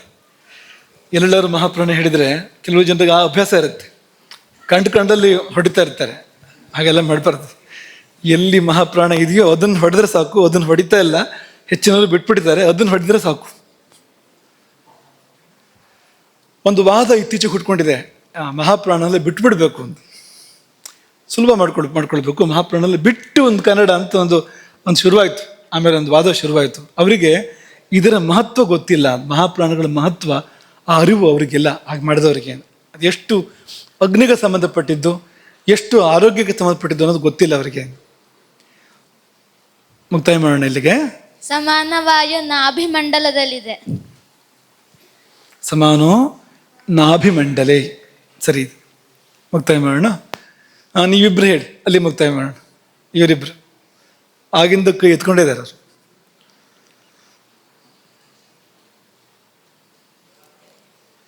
ಓಂಕಾರದಿಂದ ಮುಕ್ತಾಯ ಮಾಡಬೇಕು ಅಂತ ಲೆಕ್ಕ. ಒಟ್ಟಾರೆ ಅಗ್ನಿವಾಯುಗಳು ತಮ್ಮ ಕಾರ್ಯಗಳನ್ನ ಹಂಚಿಕೊಂಡು ತುಂಬ ಶಿಸ್ತಾಗಿ ಸುಂದರವಾಗಿ ಜೀರ್ಣಕ್ರಿಯೆಯನ್ನು ಮಾಡಿಕೊಡುತ್ತೆ. ಇದನ್ನು ಉಪಸಂಹಾರ ಮಾಡಿದೆ. ಅವೆಲ್ಲ ಒಂದು ಸ್ವಲ್ಪನೂ ಗೊಂದಲ ಇಲ್ಲ. ನಿನ್ನೆ ಹೇಳಿದ್ವು ಅಲ್ವಾ, ಏನಾದ್ರು ವ್ಯಾನ ಅಪಾನಗಳು ತಮ್ಮ ಕಾರ್ಯಗಳನ್ನು ಅದಲು ಬದಲು ಮಾಡ್ಕೊಂಡ್ಬಿಟ್ರೆ ಏನಾಗುತ್ತೆ? ಸಾರ ಹೊರಗೆ ಹೋಗುತ್ತೆ, ಕಿಟ್ಟ ಒಳಗೆ ಎಲ್ಲ ಕಡೆ ವಿತರಣೆ ಆಗುತ್ತೆ. ಏನಾಗ್ಬೋದು ಪರಿಣಾಮ ಅದರದ್ದು? ನಾವು ಎಲ್ಲರೂ ತಪ್ಪು ಮಾಡ್ತೀವಿ. ತಪ್ಪು ಮಾಡಿದಾಗ ಇದೊಂದು ದಿವಸ ಅಂತ ಹೇಳ್ತೀವಲ್ವಾ. ಸಾಮಾನ್ಯವಾಗಿ ತಪ್ಪು ಮಾಡಿದ್ರೆ ಹೇಳೋದೇನು, ಒಂದು ಸಾರಿ ಮಾತ್ರ, ಇವತ್ತೊಂದು ದಿವಸ ಹಿಂಗೆ ಮಾಡಲ ಅಂತೆಲ್ಲ ಕೇಳ್ತೀವಲ್ವಾ. ಇವತ್ತೊಂದು ದಿವಸ 8 ಗಂಟೆಗೆ ಹೇಳಲ್ಲ, ಇವತ್ತೊಂದು ದಿವಸ ಅದನ್ನು ತಿನ್ನಬಾರದನ್ನ ಅಂತ ಕೇಳ್ತೀವಲ್ವಾ. ಇದೇ ತರಹ ನಮ್ಮೊಳಗಿನ ಆ ಶಕ್ತಿಗಳು ಮಾಡಿದರೆ ಕಥೆ ಏನಾಗುತ್ತೆ ಅಂತ. ಒಂದು ದಿನ ಮಾಡಿದ್ರು ಗೋವಿಂದ. ನೇರವಾಗಿ ಏನಾದ್ರು ಪ್ರಾಣ ತನ್ನ ಕೆಲಸ ಮಾಡದೇ ಇದ್ರೆ, ಈ ಪ್ರಾಣಾಪಾನಗಳು ತಮ್ಮ ಕೆಲಸ ಮಾಡದೇ ಇದ್ರೆ ಏನಾಗುತ್ತೆ ಕತೆ ಅಂದರೆ, ಉಸಿರು ಒಳಗೆ ಹೋಗ್ತಾ ಇದೆ. ಯಾರಿಂದ? ಅಪಾನದಿಂದ. ಉಸಿರು ಹೊರಗೆ ಬರ್ತಾ ಇದೆ. ಯಾರಿಂದ? ಪ್ರಾಣದಿಂದ. ಈ ಉಸಿರಾಟ ಇದೆಯಲ್ಲ, ಇದನ್ನೇ ಪ್ರಾಣಾಪಾನಗಳು ಸೇರಿ ಮಾಡ್ತಾ ಇರುವಂಥದ್ದು. ಒಂದು ಉಸಿರನ್ನ ಮೇಲೆತ್ತಾ ಇದೆ, ಇನ್ನೊಂದು ಕೆಳಗೆ ಇಳಿಸ್ತಾ ಇದೆ. ಊರ್ಧ್ವಗತಿ ಒಂದು, ಇನ್ನೊಂದು ಅಧೋಗತಿ. ಎತ್ತು ಏರಿಗೆ, ಕೋಣ ನೀರಿಗೆ ಅಂತ ನಂಬದಾಚಾರ್ಯ ಇದನ್ನು ಉದಾಹರಣೆ ಕೊಡ್ತಾ ಇದ್ರು ಯಾವಾಗಲೂ. ಎತ್ತು ಏರಿಗೆ, ಕೋಣ ನೀರಿಗೆ. ಪ್ರಾಣ ಎತ್ತುತ್ತಾ ಇರುತ್ತೆ. ಎತ್ತು ಅಂತ ಎತ್ತಿಗೆ ಯಾಕೆ ಹೆಸರು ಅಂದರೆ ಎತ್ತುತ್ತೆ ಅದು. ಭುಜದ ಮೇಲೆ ಇಡೀ ಗಾಡಿಯ ಭಾರವನ್ನು ಎತ್ತೋದ್ರಿಂದ ಎತ್ತು ಅಂತ ಹೆಸರು ಅದಕ್ಕೆ. ಹಾಗಾಗಿ ಆ ಎತ್ತುವ ಕೆಲಸವನ್ನು ಪ್ರಾಣ ಮಾಡ್ತಾ ಇರುತ್ತೆ, ಇಳಿಸೋ ಕೆಲಸವನ್ನು ಅಪಾನ ಮಾಡ್ತಾ ಇರುತ್ತೆ. ಪ್ರಾಣ ಭಗವಂತನ ಕಡೆ ಸೆಳಿತಾ ಇರುತ್ತೆ, ಅಪಾನ ಪ್ರಪಂಚಕ್ಕೆ ನಮ್ಮನ್ನು ಕರ್ಕೊಂಡು ಹೋಗ್ತಾ ಇರುತ್ತೆ. ಹಾಗಾಗಿ ಅದೆರಡು ಸೇರಿ ಉಸಿರಾಟ. ಒಂದು ಆ ಕಡೆಗೆ, ಒಂದು ಈ ಕಡೆಗೆ. ಒಂದು ವ್ಯವಹಾರ, ಒಂದು ಪರಮಾರ್ಥ. ವ್ಯವಹಾರ, ಪರಮಾರ್ಥ ಎರಡು ಸೇರಿ ಜೀವನ. ಯಾವುದಾದ್ರು ಒಂದು ಇಲ್ಲದೆ ಇದ್ದರೆ ಆ ಜೀವನ ಪರಿಪೂರ್ಣ ಅಲ್ಲ. ಉಸಿರಾಟಕ್ಕೆ ತಕ್ಕಂತೆ ಇಲ್ಲ ಅದು. ಉಸಿರಾಟಕ್ಕೆ ತಕ್ಕಂತೆ ಇರಬೇಕು ಅಂದರೆ ಯೋಗ ಭೋಗ ಎರಡೂ ಇರಬೇಕು. ಅದು ಮೇಲ್ಮುಖವಾದ ಗತಿ ಯೋಗ, ಅದು ಕೆಳಮುಖವಾದ ಗತಿ ಅದು ಭೋಗ ಅದು. ಹಾಗಾಗಿ ಪ್ರಾಣಾಪಾನಗಳು ಸೇರಿಯೇ ನಮಗೆ ಯೋಗ ಭೋಗಗಳನ್ನು ಕೊಡ್ತಾ ಇರುವಂಥದ್ದು. ಅವು ತಮ್ಮ ಕೆಲಸ ಮಾಡದೇ ಇದ್ದರೆ ವ್ಯಕ್ತಿ ಗೋವಿಂದನ ಪಾದ ಸೇರಿದ್ರೆ ಬೇಜಾರು ಇರಲಿಲ್ಲ, ಏನೋ ಏನಾಗ್ತಾನೆ ಅಂತ ಗೊತ್ತಿಲ್ಲ, ಇಲ್ಲ ಅಂತ ಆಗ್ಬಿಡ್ತಾನೆ ಕೂಡಲೇ ಅಂತ. ಒಂದು ದಿವಸ ಅಲ್ಲ, ಒಂದು ಸ್ವಲ್ಪ ಹೊತ್ತು ಏನಾದ್ರು ವ್ಯತ್ಯಾಸ ಮಾಡಿದ್ರು ಕೂಡ ಅನಾಹುತಗಳಾಗತ್ತೆ ಅಂತ ತಿಳಿಸೋಣವಾ. ರಸಗಳಿಗೆ ಮತ್ತು ಅಂತಃಕರಣಗಳಿಗೆ ಸಂಬಂಧ ಇದೆ ಹೇಳಿದ್ವಿ. ಅದು ಹೇಗೆ ಅಂದರೆ, ಅವನ ಮಾತು ಹುಳಿ, ಅವನ ಮಾತು ಉಪ್ಪು, ಅವನ ಮಾತು ಚಪ್ಪೆ, ಅವು ಮುಟ್ರೆ ಸಾಕು ಹಾಲು ಮೊಸರಾಗ್ಬಿಡ್ತದೆ ಹೇಳೆಲ್ಲ ಮಾತು ಬಂದಿದೆ. ಸ್ವಲ್ಪ ನೀನು ಸೇರಿಸಿದೆಯೇ ನಾನು ಹೇಳಿದ್ದಕ್ಕೆ ಅಲ್ಲಿ. ಇದನ್ನು ಮಾತ್ರ ತಗೋ. ಯಾವುದು ಅಂದರೆ, ಎಲ್ಲೆಲ್ಲಿ ಈ ರಸಕ್ಕೂ ಭಾವಕ್ಕೂ ಸಂಬಂಧ ಬರುತ್ತೋ ಅದನ್ನು ತಗೋ. ನಿನ್ನ ಉಪಕ್ರಮ ತುಂಬ ಸರಿ ಇದೆ. ಅವನಿಗೆ ತುಂಬ ಹುಳಿ ಅಂತಂದ್ರೆ ಏನು? ಗರ್ಭ ಅಂತ ಅರ್ಥ ಅಲ್ವಾ. ಅವನಿಗೆ ಹುಣಸೆ ಹಣ್ಣು ಎಷ್ಟು ಅವನಿಗೆ ಅಂತ ಹೇಳೋದುಂಟು, ಹುಳಿ ಅಂತ ಹೇಳೋದುಂಟು. ಅದರ ಅರ್ಥ ಏನು ಅಂದರೆ ಗರ್ಭ ಅಂತ. ಅಂದರೆ ಹುಳಿಗೂ ಗರ್ಭಕ್ಕೂ ಸಂಬಂಧ ಇದೆ ಅಂತ ಆಯಿತು ಅಂತ. ಸಂತೋಷ ಆಯಿತು, ಸಿಹಿ ಹಂಚಿದ್ರು. ಏನರ್ಥ ಅದಕ್ಕೆ? ಆ ಸಂತೋಷಕ್ಕೂ ಸಿಹಿಗೂ ಸಂಬಂಧ ಇದೆ ಈ ತರಹ ಅಂತ. ಖಾರವಾಗಿ ಮಾತಾಡಿದ ಅಂದ್ರೇನು? ಕೋಪಿಸ್ಕೊಂಡು ಮಾತಾಡಿದ ಅಂತ. ಕೋಪಕ್ಕೂ ಖಾರಕ್ಕೂ ಸಂಬಂಧ ಇದೆ ಅಂತ ತೋರಿಸ್ತಾ ಇದೆ ಅದನ್ನು. ಈ ಮುಟ್ಟಿದಾಗ ಹಾಲು ಹಾಳಾಗೋದು ಅನ್ನೋದು ಅದೊಂದು ವಿಷಯ ಬೇರೆ. ಅದು ಆ ಮುಟ್ಟಿದಾಗ ಹಾಲು ಹಾಳಾಗೋದು ಅಂದರೆ ಒಳಗೇನೋ ದೋಷ ಇದೆ, ಅದು ಹೊರಗೆ ಹರಿದು ಬರ್ತಾ ಇದೆ. ಆ ಮುಟ್ಟಿವಿಕೆ ಅನ್ನೋದು ನಮ್ಮ ಒಳಗಿನ ಹೊರಗೆ ಹಾಕುವಂಥದ್ದು. ಅದು ಒಳ್ಳೇದಾಗಲಿ ಕೆಟ್ಟದ್ದಾಗಲಿ ಅಂತ ಹರಿಯುತ್ತೆ ಹೊರಗಡೆಗೆ ಪ್ರವಾಹ, ಒಂದು ಶಕ್ತಿ ಅಲ್ಲಿಂದ. ಹಾಗಾಗಿ ದುಷ್ಪ್ರವಾಹ ಹರಿದಾಗ ಮುಟ್ಟಿದ್ದೆಲ್ಲ ಹಾಳಾಗತ್ತೆ, ಮುಟ್ಟಿದ್ದೆಲ್ಲ ಕೆಡುತ್ತೆ ಅಂತ ಹೇಳ್ತಾರಲ್ಲ, ಹಾಗಾಗತ್ತೆ ಅದು. ಅದೇ ಸಾತ್ವಿಕ ಪ್ರವಾಹ ಹರಿದ್ರೆ ಅವ್ನು ಮುಟ್ಟಿದ್ದೆಲ್ಲ ಒಳ್ಳೇದಾಗತ್ತೆ. ತಲೆ ಮೇಲೆ ಕೈ ಇಟ್ಟರೆ ಉದ್ಧಾರ ಆಗ್ತಾನೆ ಅವನು. ಇದು ಇದೆ, ಅದೊಂದು ವಿಷಯ ಬೇರೆ. ಅದು ಅದ್ರ ಹಿಂದಿನ ವಿಷಯ ಇದೆಯಲ್ಲ, ಇದು ರಸಕ್ಕೂ ಮತ್ತು ಭಾವಕ್ಕೂ ಸಂಬಂಧ ಇರುವಂಥದ್ದು. ತುಂಬ ಕಹಿ ಆಯ್ತಪ್ಪ ಅವ್ರ ಮಾತು, ನನಗೆ ಏನರ್ಥ ಅದಕ್ಕೆ? ದುಃಖ ಆಯಿತು ಅಂತ. ಆ ದುಃಖಕ್ಕೂ ಕಹಿಗೂ ಸಂಬಂಧ ಇದೆ ಅಂತ. ಹಾಗಾಗಿ ಈ ಊಟ, ಅದರ ರಸಗಳು, ಅಲ್ಲಿಂದ ಮನಸ್ಸು ಪರಸ್ಪರ ತುಂಬ ಹತ್ತಿರದ ಬಾಂಧವ್ಯ ಇಟ್ಕೊಂಡು ಆ ರೀತಿ ಮುಂದುವರಿತೇವೆ. ಊಟ ಮಾಡ್ಬೇಕಾದ್ರೆ ಹುಷಾರಾಗಿ ಊಟ ಮಾಡಬೇಕು. ಇದರರ್ಥ ನೀವು ಬೇರೆ ಯಾವುದೇನು ಈಗ ಸಿಹಿ ಬಿಟ್ಟು ಬೇರೆ ಯಾವುದು ತಿನ್ನಬಾರ್ದು ಅಂತ ಅರ್ಥ ಅಲ್ಲ. ಎಲ್ಲದೂ ಬೇಕಾಗುತ್ತೆ ಜೀವನಕ್ಕೆ. ಒಂದು ಗೃಹಸ್ಥ ಜೀವನ ಮಾಡಬೇಕು ಅಂದರೆ ಆಗ ಕೆಲವು ಸಾರಿ ಸಿಟ್ಟು ಬೇಕಾಗತ್ತೆ, ಕೆಲವು ಸಾರಿ ದುಃಖನೂ ಆಗುತ್ತೆ. ದುಃಖ ಪಡೋದು ದುಃಖ ಪಡಬೇಕು. ರಾಮನೂ ದುಃಖ ಪಟ್ಟಿದ್ದಾನೆ. ಸಂತೋಷ ಪಡೋದು ಸಂತೋಷ ಪಡಬೇಕು. ಎಲ್ಲವೂ ಇದೆ, ಎಲ್ಲ ಭಾವಗಳು ಬೇಕಾಗತ್ತೆ. ಆ ಥರದ್ದು ಒಂದು ಗೃಹಸ್ಥ ಜೀವನ, ಒಂದು ಸಾಮಾನ್ಯ ಜೀವನ ಅಂದರೆ ಎಲ್ಲವೂ ಕೂಡ ಬೇಕಾಗತ್ತೆ. ಹಾಗಾಗಿ ಎಲ್ಲ ರಸಗಳು ಬೇಕು. ಹಾಗಾಗಿ ಊಟವನ್ನು ಷಡ್ರಸೋಪೇತ ಅಂತ ಹೇಳ್ತಾರೆ. ಹಾಗಿರಬೇಕು. 6 ರಸಗಳು ಇರಬೇಕು ಊಟದಲ್ಲಿ. 6 ರಸ ಯಾವುದೆಲ್ಲ? ಕನ್ನಡದಲ್ಲಿ ಹೇಳಿ, ಹಿಂದಿರೋರಿಗೆಲ್ಲ ಗೊತ್ತಾಗೋದಿಲ್ಲ, ಕನ್ನಡದಲ್ಲಿ ಹೇಳಿ.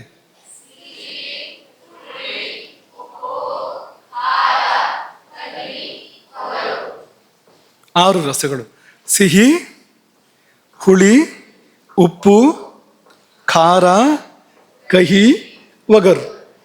ಆರು ರಸಗಳು ಕೂಡ ಇರಬೇಕು ಊಟದಲ್ಲಿ. ಯಾಕೆಂದರೆ ಅಂಥ ಭಾವಗಳು ನಮ್ಮಲ್ಲಿ ಏರ್ಪಡಬೇಕಾಗತ್ತೆ. ಹಾಗಾಗಿ ಆರು ರಸಗಳು ಕೂಡ ಇದ್ದಾಗಲೇ ಅದಕ್ಕೆಲ್ಲ ಕೆಲಸ ಇದೆ. ಪ್ರತಿ ರಸಕ್ಕೂ ಕೂಡ ದೇಹದ ಒಂದು ಸುವ್ಯವಸ್ಥೆಯಲ್ಲಿ ಪಾತ್ರ ಇದೆ. ಹಾಗಾಗಿ ಎಲ್ಲ ಬೇಕಾಗತ್ತೆ ಅಂತ. ಅವನೊಬ್ಬ ಭಾಳ ಹೊತ್ತಿನ ಕೈ ಎತ್ಕೊಂಡಿದ್ದಾನೆ, ಅಲ್ಲಿಗೆ ಮುಕ್ತಾಯ ಮಾಡು. ಇವತ್ತು ತುಂಬ ಹೊತ್ತಾಯಿತು, ನಿಮ್ಮದೇ ತುಂಬ ಹೊತ್ತಾಯ್ತು ಇವತ್ತು. ಆದರೆ ಎಲ್ಲವನ್ನೂ ಹೇಳಿದಿರಿ. ತುಂಬ ಸಂತೋಷ ಆಗೋದೇನೆಂದರೆ ಇಡೀ ಪಾಠವೇ ವಾಪಸ್ ಬಂದಿದೆ ನನಗೆ ಇವತ್ತು. ನೀವು ಹೇಳಿದ್ರಿ ಗರುಡ ಪುರಾಣದಲ್ಲಿ 18ನೇ ಅಧ್ಯಾಯದಲ್ಲಿ 7 ವ್ರತಗಳಿದೆ. 7ನೇ ವ್ರತದಲ್ಲಿ 5ನೇ ವ್ರತ ಚಾತುರ್ಮಾಸ.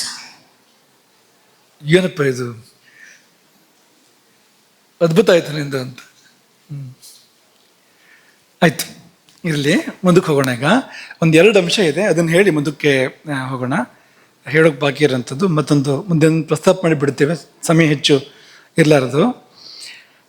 ಈ ಆಹಾರ ಪರಿಣಾಮಕರ ಭಾವಗಳು ಅಂತ ಇರ್ತವೆ ಶರೀರದಲ್ಲಿ. ಆಹಾರ ಗುಣಾನಾಂ ಪರಿಣಾಮಕರಾಹ ಅಂತ. ಈಗ ಜೀರ್ಣ ಆಗಬೇಕಲ್ಲ, ಪರಿಣಾಮ ಅನ್ನೋ ಶಬ್ದವನ್ನು ಆಯುರ್ವೇದ ಯಾವ ಅರ್ಥದಲ್ಲಿ ಬಳಸುತ್ತೆ ಅಂದರೆ, ನೀವು ಆಹಾರವಾಗಿ ಸ್ವೀಕಾರ ಮಾಡಿದ್ದು ಧಾತುವಾಗಿ ಪರಿಣಾಮ ಹೊಂದುತ್ತಲ್ಲ. ಮೊದಲೇನಿತ್ತು, ಆಮೇಲೆ ಏನಾಯಿತು? ಪಂಚಭೂತಗಳ ರೂಪದಲ್ಲಿ ಇದ್ದಿದ್ದು ಸಪ್ತಧಾತುಗಳ ರೂಪದಲ್ಲಿ ಪರಿಣಾಮವನ್ನು ಹೊಂದುತ್ತಲ್ಲ ಅದು. ಅದನ್ನು ಈ ಜೀರ್ಣಕ್ರಿಯೆಯನ್ನೇ ಪರಿಣಾಮ ಅಂತ ಹೇಳ್ತಾರೆ ಆಯುರ್ವೇದದಲ್ಲಿ. ಆ ಪರಿಣಾಮಕ್ಕೆ 6 ಸಂಗತಿಗಳು ಕಾರಣ ಆಗ್ತವಂತೆ. ಅದನ್ನೊಂದನ್ನು ಇವತ್ತು ಹೇಳೋಣ ಅಂತ ಅಂದ್ಕೊಂಡು, ಒಳಗಡೆ ಬೇಯುತ್ತಲ್ಲ, ಜೀರ್ಣಕ್ರಿಯೆ ನಡೆಯುತ್ತಲ್ಲ ಒಳಗಡೆಗೆ, 6 ಸಂಗತಿಗಳು. ಚರಕ ಸಂಹಿತ ಶಾರೀರ ಸ್ಥಾನ ಅಧ್ಯಾಯ 6 ಅಲ್ಲಿ ಬರುತ್ತೆ ಇದು. 6 ಯಾವ್ಯಾವುದು ಅಂದರೆ ಊಷ್ಮ, ವಾಯು, ಕ್ಲೇದ, ಸ್ನೇಹ, ಕಾಲ, ಸಮಯೋಗಶ್ಚೈಷಾಂ.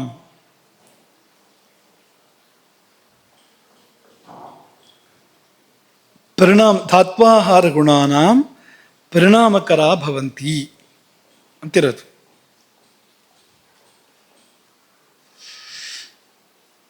ಊಷ್ಮ, ವಾಯು, ಕ್ಲೇದ, ಕಾಲ, ಸಮಯೋಗ.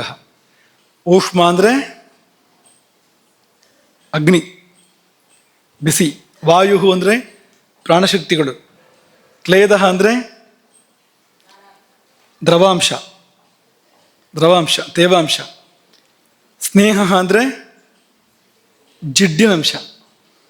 ಆಮೇಲೆ ಕಾಲಹ ಅಂತ ಸಮಯ. ಸಮಯೋಗ ಅಂದರೆ ಇವುಗಳ ಸಮನ್ವಯ, ಇವುಗಳ ಪ್ರಮಾಣಬದ್ಧತೆ. ಇದಿಷ್ಟು ಸೇರಿ ನಾವು ತಿಂದಿದ್ದು ಜೀರ್ಣ ಆಗುವಂಥದ್ದು.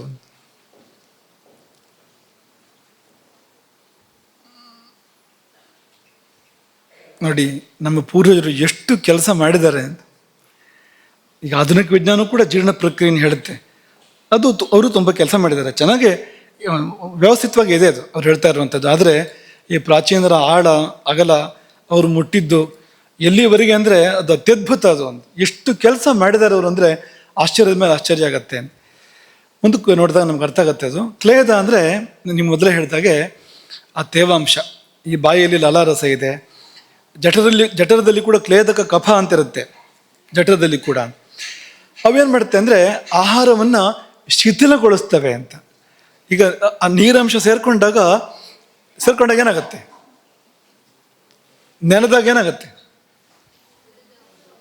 ನೆನೆದಾಗ ಸಾಮಾನ್ಯ ಗಾತ್ರ ಜಾಸ್ತಿ ಆಗತ್ತಲ್ವಾ? ಯಾವುದನ್ನಾದ್ರು ನೆನೆಸಿಟ್ರೆ ಗಾತ್ರ ಜಾಸ್ತಿ ಆಗತ್ತಲ್ವಾ? ನೀರು ಒಳಗಡೆ ಸೇರ್ಕೊಂಡಾಗ ಅದು ಶೈಥಿಲ್ಯ, ಅದು ಒಡಿಬೇಕು. ಅದು ಆಹಾರ ಹಾಗೆ ಗಟ್ಟಿ ಇದ್ರೆ ಉಪಯೋಗ ಏನೂ ಇಲ್ಲ, ಬೇರೆ ಬೇರೆ ಆಗಬೇಕು, ಒಡಿಬೇಕು ಅಂದರೆ ನೀರು ಹಾಕಿದಾಗ, ನೀರು ಸೇರಿದಾಗ ಅದಕ್ಕೆ ತುಂಬ ಅನುಕೂಲ ಆಗುತ್ತೆ. ಹಾಗಾಗಿ ಶೈಥಿಲ್ಯ ಮಾಪಾದಯತಿ, ಸಡಿಲಗೊಳಿಸ್ಕೊಡುತ್ತೆ, ಒಡೆಯುತ್ತೆ. ಆ ಕೆಲಸವನ್ನು ನೀರು ಮಾಡುತ್ತೆ. ಆಮೇಲೆ ಸ್ನೇಹ ಏನು ಮಾಡುತ್ತೆ? ಜಿಡ್ಡಿನಂಶ ಏನು ಮಾಡುತ್ತೆ ಅಂದರೆ ಮೃದುತ್ವವನ್ನು ಉಂಟು ಮಾಡುತ್ತೆ. ಮಾರ್ಧವಂ ಜನಯತಿ, ಒಳಗೆ ಹೋದ ಆಹಾರ ಇನ್ನಷ್ಟು ಮೃದುವಾಗುವಂತೆ ಆ ಸ್ನೇಹ ಮಾಡುತ್ತೆ ಅಂತ. ಆಮೇಲೆ ವಾಯು ಏನು ಮಾಡುತ್ತೆ ಅಂದರೆ ಈ ಸಾಗಾಣಿಕೆ ಮಾಡಬೇಕಲ್ಲ, ಆಹಾರ ಬಾಯಿಯಿಂದ ಹೊಟ್ಟೆಗೆ ಹೋಗಬೇಕು, ಅಲ್ಲಿಂದ ಎಲ್ಲೆಲ್ಲಿಗೆ ಹೋಗಬೇಕು, ಅಲ್ಲಿಗೆಲ್ಲ ಹೋಗಬೇಕು, ಇದೆಲ್ಲ ಕೆಲಸಗಳಾಗಬೇಕಲ್ಲ ಅಂತ. ಆಗಬೇಕು ಅಂದರೆ ವಾಯು ಕೆಲಸ ಮಾಡಬೇಕು, ಅಲ್ಲಿಯೂ ಸಮಾನ ವಾಯು ಕೆಲಸ ಮಾಡಬೇಕು. ನೀವು ಜೀರ್ಣಾಂಗವನ್ನೇ ಜಠರವನ್ನೇ ತಗೊಂಡ್ರೆ ಈ ಸಮಾನವೇ ಈ ಅಗ್ನಿಯ ಕಡೆಗೆ ಆಹಾರವನ್ನು ಎಳೆಯುವಂಥದ್ದು. ಅಲ್ಲೊಂದು ಚಲನೆಯನ್ನು ಏರ್ಪಡಿಸುತ್ತೆ, ಸಮಾನ ಒಳಗಡೆ ಒಂದು ಚಲನೆಯನ್ನು ಏರ್ಪಡಿಸುತ್ತೆ ಜಠರದಲ್ಲಿ, ಅದನ್ನು ಮಾಡಬೇಕು. ಆಮೇಲೆ ಸಮಯೋಗ, ಇವುಗಳ ಸಮತೋಲನ ಬೇಕು. ಎಷ್ಟಾರು ನೀರು ಕುಡಿದ್ಬಿಟ್ರೆ ಸಮತೋಲನ ಅಲ್ಲ ಅದು. ಅಥವಾ ಕೆಲವರು ಬರೇ ಗಟ್ಟಿ ಆಹಾರ ತಿಂತಾರೆ, ಏನೋ ನೀರು ಕುಡಿಯೋದೇ ಇಲ್ಲ, ನೀರು ಕುಡಿಯೋದೇ ಕಡಿಮೆ, ಅಥವಾ ಒಣಕಣ ಅಂತ ಹೇಳ್ತಾರಲ್ಲ ಅಂಥದ್ದನ್ನೇ ತಿಂತಾ ಇರ್ತಾರೆ, ಅಸಮತೋಲನ ಆಗುತ್ತೆ ಅದರಿಂದ. ಹಾಗಾಗಿ ಎಲ್ಲ ಅದರ ಪ್ರಮಾಣದಲ್ಲಿ ಬೇಕು ಅನ್ನೋದು ಅಂತ.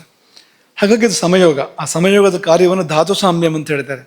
ಇವೆಲ್ಲ ಸಮ ಪ್ರಮಾಣದಲ್ಲಿ, ಸರಿಯಾದ ಪ್ರಮಾಣದಲ್ಲಿ ಇದ್ದರೆ ಧಾತು ಸಾಮ್ಯ ಆಗುತ್ತೆ ಅಂತ ಅಷ್ಟರ ಮಟ್ಟಿಗೆ ಹೇಳಿದ್ದಾರೆ ಅದನ್ನು. ಇನ್ನು ಕಾಲಹ ಅಂತ, ಕಾಲಕ್ಕೂ ಒಂದು ಪಾತ್ರ ಇದೆ. ಇಂತಿಷ್ಟು ಸಮಯ ಕೊಡಬೇಕಲ್ವಾ, 4 ಗಂಟೆ ಜೀರ್ಣ ಆಗಬೇಕು ಆಹಾರ ಅಂತಂದರೆ ಸಾಮಾನ್ಯ ಒಂದು 4 ಗಂಟೆ, 5 ಗಂಟೆನೂ ಆಗ್ಬೋದು ಕೆಲವರಿಗೆ 3 ಗಂಟೆಯಲ್ಲೂ ಆಗ್ಬೋದು ಜೀರ್ಣ. ಅಗ್ನಿ ಮೇಲೆ ಅವಲಂಬಿತ ಅದು. ಅಗ್ನಿಯ ಸಮಾಗ್ನಿಯೋ ಮಂದಾಗ್ನಿಯೋ ತೀವ್ರಾಗ್ನಿಯೋ ಅದರ ಮೇಲೆ ಅವಲಂಬಿತ, ಅವತ್ತು ಹೇಗಿದೆ ಅಗ್ನಿ ಅಂತ. ಹಾಗಾಗಿ ಇದು ಒಂದು ಅಂದಾಜು ಸರಾಸರಿ 4 ಗಂಟೆ ಅಂತ ಲೆಕ್ಕ, ಸ್ವಲ್ಪ ಹಿಂದೆ ಮುಂದೆ ಆಗ್ಬೋದು. ಈ ಕಾಲಾವಧಿ ಇದೆಯಲ್ಲ, ಇದು ಕೂಡ ತುಂಬ ಮುಖ್ಯ ಅಂತ. ಯಾಕೆಂದರೆ ಅಷ್ಟು ಕಾಲ ತಗೊಂಡ್ರೆ ಅಷ್ಟು ಆ ರೂಪ ಬರುವಂಥದ್ದು. ಗಡಿಬಿಡಿ ಮಾಡಿದರೆ ಆ ರೂಪ ಬರೋದಿಲ್ಲ. ನೀವು ಗಡಿಬಿಡಿ ಮಾಡಿ ತಿಂದರೂ ಕಷ್ಟ ಆಗುತ್ತೆ. ಆಮೇಲೆ ಜೀರ್ಣಕ್ಕೂ ಕೂಡ ಸಮಯ ಕೊಡಬೇಕು. ನಾವು ಸಮಯ ಕೊಡದೆ ನಾವು ಅನುಕೂಲ ಆಗದೇ ಇರೋ ಕೆಲಸ ಮಾಡಿದರೆ, ಜೀರ್ಣಕ್ಕೆ ಪ್ರತಿಕೂಲ ಆಗೋ ಥರ ಕೆಲಸ ಮಾಡಿದರೆ ಆಗ ಕಷ್ಟ ಆಗತ್ತೆ ಅಂತ. ಹಾಗಾಗಿ ಅಲ್ಲಿ ಸಮಯ ಇದೆ. ಅಲ್ಲಿ 3 ಧಾತುಗಳು ಕೆಲಸ ಮಾಡ್ತೇವೆ ಜೀರ್ಣ ಆಗಬೇಕಾದ್ರೆ, ಆಹಾರ ಜೀರ್ಣ ಆಗಬೇಕಾದ್ರೆ. ಅದನ್ನು ಮುಂದಕ್ಕೆ ಅದನ್ನೇ ಹೇಳ್ತೀವಿ. ಅದನ್ನು ಮೊದಲು ಕಫ ಕೆಲಸ ಮಾಡುತ್ತೆ, ಆಮೇಲೆ ಪಿತ್ತ ಕೆಲಸ ಮಾಡುತ್ತೆ, ಆಮೇಲೆ ವಾತ ಕೆಲಸ ಮಾಡುತ್ತೆ. 3 ಸಮಾನವಾಗಿ ಸಮಯವನ್ನು ಪಾಲಿಸಿಕೊಡ್ತೇವೆ. ಆ ಪ್ರಕಾರ ಜೀರ್ಣಕ್ರಿಯೆ ನಡೆದು ವಾತದ ಕೆಲಸ ಮುಗಿದ ಮೇಲೆ ಮುಗೀತದು ಅಂತ ಒಂದು ಹಂತ ಆಯಿತು ಅಂತ ಅರ್ಥ. ಈ ಸಮಯ ಕೂಡ ಕೊಡಬೇಕು. ಇಷ್ಟು ಆದಾಗ ಧಾತು ಸಾಮ್ಯ ಏರ್ಪಡುವಂಥದ್ದು. ಇವೆಲ್ಲವೂ ಸರಿ ಇರಬೇಕು. ಹಾಗಾಗಿ ಜಿಡ್ಡಿನಂಶವೂ ಬೇಕು, ಎಷ್ಟು ಬೇಕು ಅಷ್ಟು ಬೇಕು. ಆಮೇಲೆ ಜಲಾಂಶವೂ ಬೇಕು, ಎಷ್ಟು ಬೇಕು ಅಷ್ಟು ಬೇಕು. ಸಮಾನ ಕೆಲಸ ಮಾಡಬೇಕು, ಮಾಡುವಷ್ಟೇ ಮಾಡಬೇಕದು, ಕಡಿಮೆನೂ ಅಲ್ಲ ಹೆಚ್ಚು ಅಲ್ಲ. ಹೀಗೆಲ್ಲ ಇದ್ದಾಗ ಒಂದು ಧಾತು ಸಾಮ್ಯ ಏರ್ಪಡೋದಕ್ಕೆ ಸಾಧ್ಯ ಇದೆ. ದೇಹದೊಳಗೆ ಇಷ್ಟು ಕೆಲಸಗಳು ನಡೀತಾ ಇದ್ದಾವೆ ಅನ್ನೋದನ್ನು ಹೇಳಿ ಕೊನೆಯದಾಗಿ ಇದೊಂದು ಅದ್ಭುತವಾದ ಸಂಗತಿ. ಇದು ಆಲೋಚನೆ ಮಾಡಿದರೆ ಈ ಆಯುರ್ವೇದದವರು ಎಲ್ಲಿವರೆಗೆ ಹೋಗಿದ್ದಾರೆ ಅಂದರೆ, ಈ ಹೊಟ್ಟೆ ಒಳಗಡೆ ಅನ್ನ ಹೋದ್ಮೇಲೆ ಅದು ಜೀರ್ಣ ಆಗೋ ಸಮಯ ಅದನ್ನು 3 ಭಾಗ ಮಾಡ್ತಾರೆ ಅವರು 3 ಭಾಗ ಮಾಡೋದಲ್ಲ, ಪ್ರಕೃತಿನೇ 3 ಭಾಗ ಮಾಡಿದೆ. 3 ಹಂತದಲ್ಲಿ ಜೀರ್ಣಕ್ರಿಯೆ ನಡೆಯುತ್ತೆ ಅಂತ. ಆ 3 ಹಂತದಲ್ಲಿ ಒಳಗಿರುವ ಆಹಾರಕ್ಕೆ ಬೇರೆ ಬೇರೆ ರುಚಿ ಇರುತ್ತಂತೆ, ಬೇರೆ ಬೇರೆ ಪಾಕ ಅಂತ. ಜೀವಂತ ವ್ಯಕ್ತಿಯ ಹೊಟ್ಟೆಯೊಳಗೆ ಆಹಾರ ಹೋದ ನಂತರ ಅದು 3 ಹಂತದಲ್ಲಿ ಪಚನ ಆಗುವಾಗ 3 ಪಾಕಗಳನ್ನು ಹೇಳ್ತಾರೆ ಅವರು. ಈಗ 4 ಗಂಟೆ ಜೀರ್ಣಕ್ಕೆ ಬೇಕು ಅಂತ ತಗೊಂಡ್ರೆ ಅದನ್ನು 3 ಪಾಲು ಮಾಡೋಣ. ಎಷ್ಟೆಷ್ಟು? 1 ಗಂಟೆ 20 ನಿಮಿಷ, 1 ಗಂಟೆ 20 ನಿಮಿಷ, 1 ಗಂಟೆ 20 ನಿಮಿಷ. 3 ಪಾಲು ಮಾಡಿದರೆ 4 ತಾಸು ಪೂರ್ಣ ಆಗುತ್ತೆ ಅದರಲ್ಲಿ ಅಲ್ವಾ. ಆ ಮೊದಲನೇ 1 ಗಂಟೆ 20 ನಿಮಿಷ ಅದು ಕಫ ಪಾಕ. ಅದನ್ನು ಮಧುರಾವಸ್ಥಾ ಪಾಕ ಅಂತ ಹೇಳ್ತಾರೆ. ಅಲ್ಲಿ ನೊರೆನೂ ಬರುತ್ತೆ ಮತ್ತು ಮಾಧುರ್ಯವೂ ಕೂಡ ಏರ್ಪಡುತ್ತೆ ಮೊದಲ ಹಂತದಲ್ಲಿ. ಇದೆರಡೂ ಕೂಡ ಆಗುತ್ತಂತೆ. ನೀವು ಏನೇ ತಿಂದಿರಿ, ಆದರೆ ಕಫದ ನೇತೃತ್ವದಲ್ಲಿ ಪಾಕ ನಡಿಬೇಕಾದ್ರೆ ಒಳಗಡೆಗೆ ಆ ಮೊದಲನೇ ಹಂತದಲ್ಲಿ ಮಾಧುರ್ಯ ಏರ್ಪಡುತ್ತೆ ಮತ್ತು ನೊರೆ ಕೂಡ ಏರ್ಪಡುತ್ತೆ. ಇದೆರಡು ಕೂಡ ಕಫದ ಧರ್ಮ. ನೊರೆ ಮತ್ತು ಕಫ ಇದೆರಡು ಕೂಡ ಅದರ ಸ್ವಭಾವ, ಕಫದ ಸ್ವಭಾವ ಅದನ್ನು ಏರ್ಪಡಿಸುತ್ತೆ ಅದು. ಅದಾದಮೇಲೆ ಪಿತ್ತ ಬರುತ್ತೆ.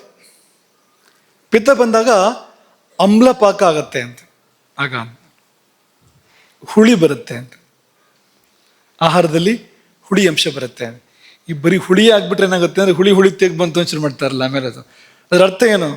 ಪಿತ್ತ ಎಡವಟ್ಟಾಗಿದೆ ಅಂತ ಏನೋ. ಪಿತ್ತಕ್ಕೂ ಹುಳಿಗೂ ಭಾರಿ ಒಂದು ಅನ್ಯೋನ್ಯ ಬಾಂಧವ್ಯ ಅದಕ್ಕೆ. ಹಾಗಾಗಿ ಹುಳಿ ತೆಗ್ ಬರ್ತಾ ಇದೆ ಅಂದರೆ ಅದಕ್ಕೆ ಪಿತ್ತ ಎಡವಟ್ಟಾಗಿದೆ ಅಂತ ಅರ್ಥ ಅದಕ್ಕೆ ಸಾಮಾನ್ಯವಾಗಿ. ಹಾಗಾಗಿ ಎರಡನೇ ಹಂತದ ಪಾಕ, ಎರಡನೇ 1 ಗಂಟೆ 20 ನಿಮಿಷ ಅದರ ವಿವರಣೆಗಳನ್ನು ಕೊಟ್ಟಿದ್ದಾರೆ ಅಲ್ಲಿ.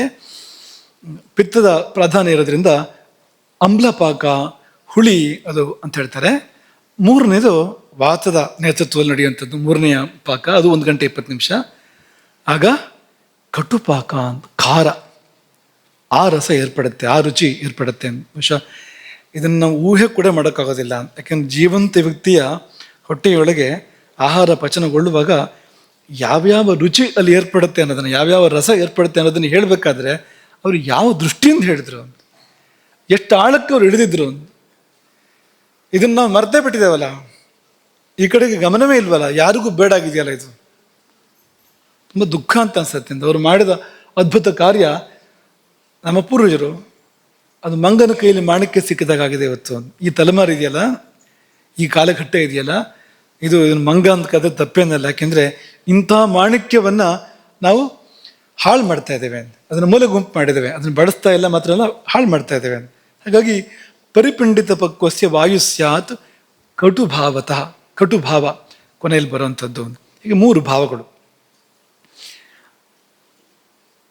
ಈಗ ಒಂದು ಸಂಗತಿ ಇದ್ರ ಜೊತೆಗೆ ಹೇಳ್ಬೇಕು, ನಾವು ರಾತ್ರಿ ಊಟ ಮಾಡಿದ ಮೇಲೆ ನಾವು ಮಲಗಬೇಕು ಯಾವಾಗ ಅಂದರೆ, ಒಳಗಡೆಗೆ ಆಹಾರದಲ್ಲಿ ಆ ಮಧುರ ಪಾಕ ಏರ್ಪಟ್ಟಿರುವಾಗಲೇ ಮಲಗಬೇಕು.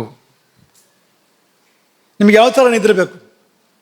ನಿಮಗೆ ಸಿಹಿ ನಿದ್ರೆ ಬೇಕಾ, ಹುಳಿ ನಿದ್ದೆ ಬೇಕಾ, ಅಥವಾ ಕಟು ಖಾರ ನಿದ್ದೆ ಬೇಕಾ? ನಿಮಗೆ ಯಾವ್ದು ಬೇಕು? ಹೇಳೋದೇ ಹಾಗಲ್ವಾ, ಸಿಹಿ ನಿದ್ದೆ ಬಂತು ಅಂತ ಹೇಳ್ತಾರಲ್ವ. ಹೇಳ್ಬೇಕಾದ್ರೆ ಯಾರಾದ್ರೂ ಹುಳಿ ನಿದ್ದೆ ಬಂತು ಅಂತ ಹೇಳೋದು ಕೇಳಿದ್ದೀರ ನೀವು? ಎಚ್ಚರ ಆಯ್ತಪ್ಪ, ನಿದ್ದೆ ಖಾರ ಖಾರ ಅಂತ ಯಾರು ಹೇಳೋದು ಕೇಳಿದ್ದೀರ ನೀವು? ಅಲ್ವಾ? ಆ ಶಬ್ದ ಯಾಕೆ ಬಂತು ಅಂದರೆ, ನಿದ್ದೆಯೂ ಸಿಹಿನೇ. ಅದು ಯಾವಾಗ ನಿದ್ದೆ ಬರಬೇಕು ಅಂದರೆ, ಒಳಗೆ ಮಧುರ ಪಾಕ ಇದ್ದಾಗ, ಸೇವಿಸಿದ ಆಹಾರ ಮಧುರ ಪಾಕಾವಸ್ಥೆಯಲ್ಲಿ ಇದ್ದಾಗಲೇ ನಾವು ನಿದ್ದೆ ಮಾಡಬೇಕು. ಆಗ ನ್ಯಾಯವಾದ ನಿದ್ದೆ ಬರೋಕ್ಕೆ ಸಾಧ್ಯ ಇದೆ. ಅಂದರೆ ಊಟ ಮಾಡಿ ನಿಮಗೆ ಜೀರ್ಣ ಆಗೋಕ್ಕೆ ಎಷ್ಟು ಹೊತ್ತು ಬೇಕೋ, ಒಟ್ಟು ಸಾಮಾನ್ಯವಾಗಿ ನಿಮಗೆ 4 ಗಂಟೆ ಬೇಕು ಜೀರ್ಣ ಆಗೋದಕ್ಕೆ ಅಂದರೆ 1 ಗಂಟೆ 20 ನಿಮಿಷದ ಒಳಗೆ ನೀವು ಮಲಗಬೇಕು. ನಿಮ್ಗೆ 5 ಗಂಟೆ ಬೇಕು ಅಂದರೆ ಮತ್ತೊಂದು ಸ್ವಲ್ಪ ಜಾಸ್ತಿ ಆಗುತ್ತೆ ಅವಧಿಯದು. ನಿಮಗೆ 3 ಗಂಟೆ ಸಾಕು ಅಂದರೆ ಮತ್ತೊಂದು ಸ್ವಲ್ಪ ಕಡಿಮೆ ಆಗುತ್ತೆ ಅವಧಿಯದು. ಹಾಗಾಗಿ ಈ ಅವಧಿಯಲ್ಲಿ ನಿದ್ದೆ ಮಾಡಬೇಕು. ಇದನ್ನು ಕಫ ವೃದ್ಧಿ ಅನ್ನೋ ಭಾಷೆಯಲ್ಲೂ ಕೂಡ ಬಳಸ್ತಾರೆ. ಯಾಕೆಂದರೆ ಈ ರಾತ್ರಿಯ ಮೊದಲನೇ ಭಾಗ ಇದೆಯಲ್ಲ, ಆ ಮೊದಲನೇ ಭಾಗ ಕಫಕಾಲ ಅಂತ ಕರೀತಾರೆ ಅದನ್ನು. ರಾತ್ರಿಯ ಮೊದಲನೇ ಭಾಗ ಕಫಕಾಲ, ಮುಂದಿನದ್ದು ಪಿತ್ತ, ಅದರ ನಂತರ ವಾತ ಅಂತ. ಹೀಗೆ 3 ಅದನ್ನು ವಿಭಾಗ ಮಾಡೋದಾದರೆ ಈ ರೀತಿ ಮಾಡ್ತಾರೆ. ಹಾಗಾಗಿ ಕಾಲವು ಕಫಕಾಲ, ಆಗಲೇ ಆಹಾರ ಸೇವನೆ ಮಾಡ್ತೀವಿ. ಆಹಾರ ಸೇವನೆ ಮಾಡಿದಾಗ ಕಫ ವೃದ್ಧಿ ಆಗತ್ತೆ. ಮತ್ತೆ ಆಲೋಚನೆ ಮಾಡಿ, ಆಹಾರ ಸೇವನೆ ಮಾಡಿದಾಗ ಕಫದ ವೃದ್ಧಿ ಆಗತ್ತೆ. ಒಳಗೆ ಕಫದ ಪಾಕ ಏರ್ಪಡ್ತಾ ಇರುತ್ತೆ, ಹೊಟ್ಟೆ ಒಳಗಡೆಗೆ ಕಫದ ಪಾಕ, ಮಧುರ ಪಾಕ ಏರ್ಪಡ್ತಾ ಇರುತ್ತೆ. ನಾವು ಮಲಗಿ ನಿದ್ದೆ ಮಾಡಿದರೆ ಅದು ಕೂಡ ಕಫವೇ. ಆ ನಿದ್ದೆ ಅನ್ನೋದು ಕೂಡ ಕಫಕಾರಕವೇ ಹೌದು ಅಂತ. ಇಷ್ಟು ಕಫ ಅಂತ, ಕಫ ಕಫ ಕಫ ಕಫ ಅಂತ ಬಂದಾಗ ಗಾಢ ನಿದ್ದೆ, ಅದು ಅತ್ಯಂತ ಗಾಢವಾಗಿರ್ತಕ್ಕಂಥ ನಿದ್ದೆ. ಆ ಕಫ ಅನ್ನೋದು ಈ ತಂಪು, ಶಾಂತಿ, ನೆಮ್ಮದಿ, ಆ ಒಂದು ಕ್ರಿಯಾಶೂನ್ಯತೆ, ಇದನ್ನೆಲ್ಲ ಕೊಡುವಂಥ ಒಂದು ಧಾತು ಅದು ಅಂತ. ಅದು ಪೂರ್ತಿ ವೃದ್ಧಿ ಆಗಬೇಕು ಅಂದ್ರೆ ಎಲ್ಲ ಕಡೆ ಅದೇ ಆಡಬೇಕು, ಒಳಗೆ ಹೊರಗೆ ಎಲ್ಲ ಕಡೆಗೂ ಕಫವೇ ಆಳುವಂತೆ ಆಗಬೇಕು. ಆ ರೀತಿಯಲ್ಲಿ ನಿದ್ದೆ ಮಾಡಬೇಕು. ಅದನ್ನು ಪಿತ್ತಕ್ಕೆ ಹೋಗಿ ನಿದ್ದೆ ಮಾಡಿದರೆ ಕಾಲವೂ ಕಫದ ಕಾಲ ದಾಟೋಯ್ತು ಒಂದು ಕಡೆಯಿಂದ. ಆಮೇಲೆ ಒಳಗೆ ಪಾಕ ಬೇರೆ ಆಗತ್ತೆ, ಹೊಟ್ಟೆಯೊಳಗಿನ ಪಾಕ ಬೇರೆ ಆಗತ್ತೆ, ಎರಡೂ ಅಸ್ತವ್ಯಸ್ತ ಆಯಿತು. ಆಹಾರ ತಗೊಂಡು ಸಾಕಷ್ಟು ಹೊತ್ತಾಯಿತು. ಹಾಗಾಗಿ ಅಷ್ಟೋ ತನಕ ಕಫ ಏನಿರೋದಿಲ್ಲ. ಈ ಕಫ ಇಲ್ಲದೆ, ಕಫದ ಒಂದು ಪ್ರಭಾವ ಇಲ್ಲದೆ ನಿದ್ದೆ ಚೆನ್ನಾಗಿ ಬರೋದೇ ಇಲ್ಲ. ಹಾಗಾಗಿ ಈ ಕಫಕಾಲದಲ್ಲಿ ನಿದ್ದೆ ಮಾಡಿದರೆ ನಿದ್ದೆ, ಪಿತ್ತಕಾಲದಲ್ಲಿ ಮಲ್ಕೊಂಡ್ರೆ ಕನಸು ನಿದ್ದೆ, ವಾತಕಾಲದಲ್ಲಿ ಮಲ್ಕೊಂಡ್ರೆ ಅದು ನಿದ್ದೆ ಅಲ್ಲ, ಅದು ಹೆಸರಿಗೆ ನಿದ್ದೆ. ಅದು ಬರ್ದೇನೂ ಹೋಗ್ಬೋದು, ಬಂದರೂ ಕೂಡ ನಮಗೆ ಯಾವ ಲಾಭವೂ ಕೂಡ ನಿದ್ದೆಯಿಂದ ಆಗಬೇಕಾದ ಯಾವ ಲಾಭವೂ ಕೂಡ ಆಗೋದಿಲ್ಲ. ಹಾಗಾಗಿ ನೀವು ಮೊದಲನೇ 1 ಗಂಟೆ 20 ನಿಮಿಷ ಊಟ ಮಾಡಿ ಮೊದಲನೇ 1 ಗಂಟೆ 20 ನಿಮಿಷದಲ್ಲಿ ಮಲಗಿದರೆ ಒಳ್ಳೆ ನಿದ್ದೆ, ಎರಡನೇ 1 ಗಂಟೆ 20 ನಿಮಿಷದಲ್ಲಿ ಮಲಗಿದರೆ ಕನಸು, ಮೂರನೇ 1 ಗಂಟೆ 20 ನಿಮಿಷ ಮೂರನೇ ಭಾಗಕ್ಕೆ ಹೋದಾಗ ಅದು ನಿದ್ದೆ ಅಲ್ಲ, ಅದು ನಾಯಿ ನಿದ್ದೆ ಅದಕ್ಕೆ ಸಾಕು, ಅದು ನಮಗೆ ಸಾಲದು. ಆ ಥರ ನಿದ್ದೆ ಮನುಷ್ಯಂಗೆ ಸಾಲದು. ಹಾಗಾಗಿ ಆ ನಾಯಿ ನಿದ್ದೆ ಮನುಷ್ಯಂಗೆ ಬರಬಾರ್ದು. ನಾಯಿನೇ ಅದ್ರ ಸ್ಥಾನದಲ್ಲಿ ಯೋಗ್ಯತಾವಂತ ಪ್ರಾಣಿಯೇ ಹೋದದು. ನಾವು ಅದಾಗಬಾರ್ದಲ್ವಾ. ಈ ನಾಯಿ ಇಂಥ ನಿಷ್ಠಾವಂತ ಪ್ರಾಣಿ, ನಾನು ಅದ್ರ ಹಾಗಿರುತ್ತೆ, 4 ಕಾಲಲ್ಲಿ ನಾವು ನಡೆಯೋಕ್ಕೆ ಶುರು ಮಾಡಬಾರ್ದು. ಆ ಕಾರಣಕ್ಕೆ ನೋಡಿ, ಅದ್ರ ಜಾಗದಲ್ಲಿ ಅದಿರಲಿ, ನಮ್ಮ ಜಾಗದಲ್ಲಿ ನಾವಿರ್ತೇವೆ, ಹಗ್ತಾನೆ ಇರಬೇಕು ಅಂತ. ಹಾಗಾಗಿ ನಾಯಿ ನಿದ್ದೆ ಅಂತೆ ಆಗಬಾರ್ದು, ತೆಳುವು ನಿದ್ದೆ ಅಥವಾ ಅನಿದ್ರೆ ಆಗಬಾರ್ದು. ಅಂದರೆ ಊಟ ಆಗಿ ತುಂಬ ಹೊತ್ತು ಬಿಡಬಾರ್ದು. ಊಟ ಆದ ಕೂಡಲೇ ಮಲಗೋದಲ್ಲ, ಸ್ವಲ್ಪ ಹೊತ್ತು ಬಿಡಬೇಕು. ಸ್ವಲ್ಪ ಹೊತ್ತು ಬಿಟ್ಟು ಈ ಕಫಕಾಲ ದಾಟಕ್ಕಿಂತ ಮುಂಚೆನೆ ಪ್ರಕೃತಿಯಲ್ಲೂ ಕೂಡ ಸಾಯಂಕಾಲ ಮೊದಲನೇ ಪ್ರಹರದಲ್ಲಿ ಊಟ ಮಾಡಬೇಕು. ನಾವು ಮೊದಲನೇ ಯಾಮದಲ್ಲಿ ಊಟ ಮಾಡಬೇಕು. 1 ಗಂಟೆ 1.25 ಗಂಟೆ ನಿದ್ದೆ ಮಾಡಿದರೆ ಎಲ್ಲವೂ ಸರಿಯಾಗತ್ತೆ. ಹಾಗಾಗಿ ಒಳಗೂ ಮಧುರ, ನಿದ್ದೆ ಅದು ಕೂಡ ಮಧುರವಾಗಿ ಕವಿಯತ್ತೆ, ಕಾಲುವ ಹಾಗೆ ಇದೆ. ಎಲ್ಲ ಮಧುರವಾಗಿ ಜೀವನವೇ ಮಧುರ ಆಗೋದಕ್ಕೆ ಸಾಧ್ಯ ಇದೆ ಅನ್ನೋದಿಷ್ಟನ್ನು ಮನಸ್ಸಲ್ಲಿಟ್ಕೊಳ್ಳೋಣ. ಮುಂದಕ್ಕೆ ಇದನ್ನು ಪರ್ಯವಸಾನ ಮಾಡ್ತಾ ಇದ್ದೀವಿ ನಾವು. ಅಗ್ನಿಯ ಪಾಠವನ್ನು ಪರ್ಯವಸಾನ ಈ ಕ್ಷಣಕ್ಕಾಗ್ಬಿಡೋದಿಲ್ಲ, ಪರ್ಯವಸಾನಕ್ಕೂ ಚೂರು ಸಮಯ ಬೇಕು. ಅದಕ್ಕೆ ಅದರಲ್ಲಿ ನಿಮ್ಗೊಂದೆರಡು ಅಗ್ನಿಯನ್ನು ಗೆದ್ದವರ ಕಥೆ ಹೇಳಬೇಕು ಅಂತ ಅಂದ್ಕೊಂಡ್ವು. ಎಷ್ಟರ ಮಟ್ಟಿಗೆ ಅಗ್ನಿ ಅವರಿಗೆ ಅಧೀನ ಆಗಿತ್ತು ಅನ್ನೋದ್ರ ಬಗ್ಗೆ ಒಂದೆರಡು ಉದಾಹರಣೆ ಕೊಡಬೇಕು ಅಂತ ಅಂದ್ಕೊಂಡ್ವು. ಅದರಲ್ಲಿ ಒಬ್ಬ 2 ವ್ಯಕ್ತಿತ್ವಗಳನ್ನ ಉದಾಹರಣೆ ಕೊಡಬೇಕು ಅಂತ ಅಂದ್ಕೊಂಡಿದ್ದೀವಿ. ನಾವು ಪ್ರಾರಂಭ ಮಾಡ್ತೀವಿ ಇವತ್ತು. ನಳಚಕ್ರವರ್ತಿ,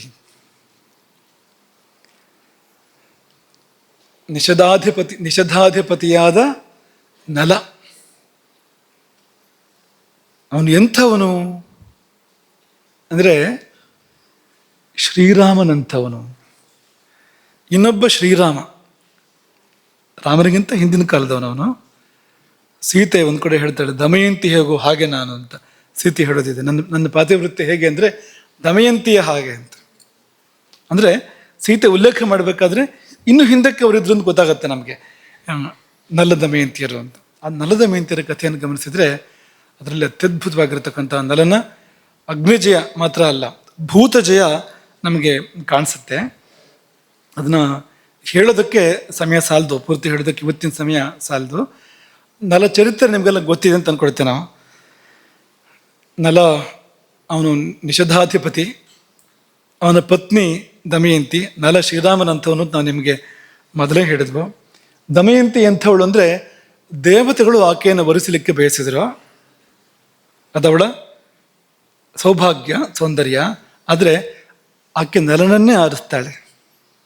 ಅದವಳ ಅಂತಃಸೌಂದರ್ಯ, ಅಂತಃಕರಣ ದಮಯಂತಿಯದ್ದು. ಹಾಗಾಗಿ ಈ ಉಳಿದೆಲ್ಲ ದೇವತೆಗಳನ್ನ ಒಪ್ಪಿಕೊಳ್ಳದೆ, ಸ್ವೀಕರಿಸದೆ ನಲನನ್ನೇ ಪತಿಯಾಗಿ ದಮಯಂತಿ ಸ್ವೀಕಾರ ಮಾಡ್ತಾಳೆ. ಅವರ ಜೀವನದಲ್ಲಿ ಮುಂದೆ ಅನೇಕ ಪಡಬಾರದ ಕಷ್ಟಗಳು ಬರ್ತವೆ. ಯಾಕೆಂದರೆ ಈ ಮೇಲಿನವರಿಗೆ ಹೊಟ್ಟೆ ಕಿಚ್ಚಾಗೋಯ್ತು. ನಲದಮಯಂತಿಯರ ಮೇಲೆ ಈ ಲೋಕದಲ್ಲಿ ಇರೋರಿಗೆ ಹೇಗೋ ಆಯ್ತಲ್ಲ ಅಂತ. ಕಲಿಗೆ ಅಸೂಯೆ ನಲನ ಮೇಲೆ. ಅವನ ಕಾಲ ಅಲ್ಲ ಅದು, ಇದು ಅವನ ಕಾಲ, ಈಗ ನಡೀತಾ ಇರುವಂಥದ್ದು. ಅದು ಅವನ ಕಾಲ ಅಲ್ಲ. ಕಾಲ ಅಲ್ಲದ ಕಾಲದಲ್ಲಿ ಕಲಿ ಬಂದು ನಲನನ್ನು ಪೀಡಿಸಿದ. ನಲನ ಒಳಹೊಕ್ಕು ಸಮಯ ಸಾಧನೆ ಮಾಡಿ ನಲನ ಒಳಹೊಕ್ಕು ಅವರ ಬದುಕಿನಲ್ಲಿ ಅನೇಕ ಸ್ಥಿತ್ಯಂತರಗಳನ್ನು ಕಲಿ ತರ್ತಾನೆ. ವಿವರವಾಗಿ ಹೇಳೋದಕ್ಕೆ ಒಂದು ತಿಂಗಳಾದರೂ ಬೇಕು. ಈ ನಲಚರಿತ್ರೆಯನ್ನು ಸರಿಯಾಗಿ ಮಹಾಭಾರತದಲ್ಲಿ ಕಂಡ ಹಾಗೆ ನಲಚರಿತ್ರೆಯನ್ನು ಕಥನ ಮಾಡಬೇಕು ಅಂದರೆ ದಿನಕ್ಕೆ 1 ಗಂಟೆ ಮಾಡ್ತಾ ಹೋದರೆ ಕೊನೆ ಪಕ್ಷ 1 ತಿಂಗಳು ಬೇಕು ನಲಚರಿತ್ರೆಗೆ. ತುಂಬ ಅದ್ಭುತವಾಗಿರುವಂಥದ್ದು, ರಾಮಾಯಣಕ್ಕೆ ಸಮತೂಕ ಅಂತ ಅನ್ಬೋದು ಅದನ್ನು, ನಲಚರಿತ್ರೆಯನ್ನು. ಅವನ ನೆನಪು ಮಾಡಿಕೊಂಡ್ರೆ ಕಲಿ ಕೆಲಸ ಮಾಡೋದಿಲ್ವಂತೆ, ನಲನ ಸ್ಮರಣೆ ಮಾಡಿದರೆ ಸಾಕಂತೆ. ಈಗಲೂ ಕೂಡ ಕಲಿ ಅವನಿಗೆ ಅಷ್ಟು ಭಯಪಡ್ತಾನೆ ನಲನಿಗೆ ಅಂತ. ಅಂಥ ವ್ಯಕ್ತಿತ್ವ ಅದು. ಪುಣ್ಯಶ್ಲೋಕು ನಲೋ ರಾಜ ಅಂತ ಹೇಳ್ತಾರಲ್ಲ, ಅಂಥವನು ಅವನು. ಹೀಗೆ ಈ ಕಲಿಯ ಕಿತಾಪತಿ, ಅದರ ಪರಿಣಾಮವಾಗಿ ನಲ ರಾಜ್ಯಭ್ರಷ್ಟನಾದ ಅಲ್ವಾ, ಗೊತ್ತು ನಿಮಗೆ ಇದೆಲ್ಲ. ಪುಷ್ಕರನೊಂದಿಗೆ ಪಗಡಿ ಆಡಿದ, ತಮ್ಮನೇ ಆಗಬೇಕು ಅವನು ಪುಷ್ಕರ, ಅವನೊಂದಿಗೆ ಪಗಡಿ ಆಡಿದ. ಕಪಟದ ಪಗಡಿ ಆಟದಲ್ಲಿ ಕಪಟದ್ಯೂತದಲ್ಲಿ ನಲನಿಗೆ ಸೋಲಾಯಿತು. ಎಲ್ಲವನ್ನು ಕೂಡ ಕಳ್ಕೊಂಡ ನಲ. ಉಟ್ಟ ಬಟ್ಟೆಯಲ್ಲಿ ಕಾಡು ಪಾಲಾದ. ಆಮೇಲೆ ಉಟ್ಟ ಬಟ್ಟೆ ಕೂಡ ಉಳಿಲಿಲ್ಲ ಅವನಿಗೆ. ದುರವಸ್ಥೆ ಅಂದರೆ ಯಾರಿಗೂ ಬರಬಾರ್ದು ಅದು. ಉಟ್ಟ ಬಟ್ಟೆ ಕೂಡ ಉಳಿಲಿಲ್ಲ ಅವನಿಗೆ. ತಾನಾಗಿ ಪತ್ನಿಯನ್ನು ಕಳ್ಕೊಂಡ. ಆ ಸಮಯದಲ್ಲಿ ಅವಳು ಮಲಗಿದ್ದಾಗ ಉಟ್ಟ ಬಟ್ಟೆಯಲ್ಲಿ ಹರಿದು ಉಟ್ಕೊಂಡು ಹೊರಟೋಗ್ಬಿಟ್ಟ ಅಲ್ಲಿಂದ. ಅದು ಅವನು ಮಾಡಿದ್ದಲ್ಲ, ಅದು ಕಲಿ ಮಾಡಿಸಿದ್ದು ಅವನ ಕೈಯಿಂದ. ಯಾಕಂದ್ರೆ ದಮಯಂತಿ ಮೇಲೆ ಕಣ್ಣಿದ್ದಿದ್ದು ಕಲಿಗೆ. ಆ ಕಾರಣಕ್ಕೋಸ್ಕರ ಅದೇ ಅಸೂಯೆ ಅವನದು ಮುಖ್ಯವಾಗಿ. ಅದು ಅವನು ಮಾಡಿದ ಕಲಿಯ ಕಿತಾಪತಿ ಅದು.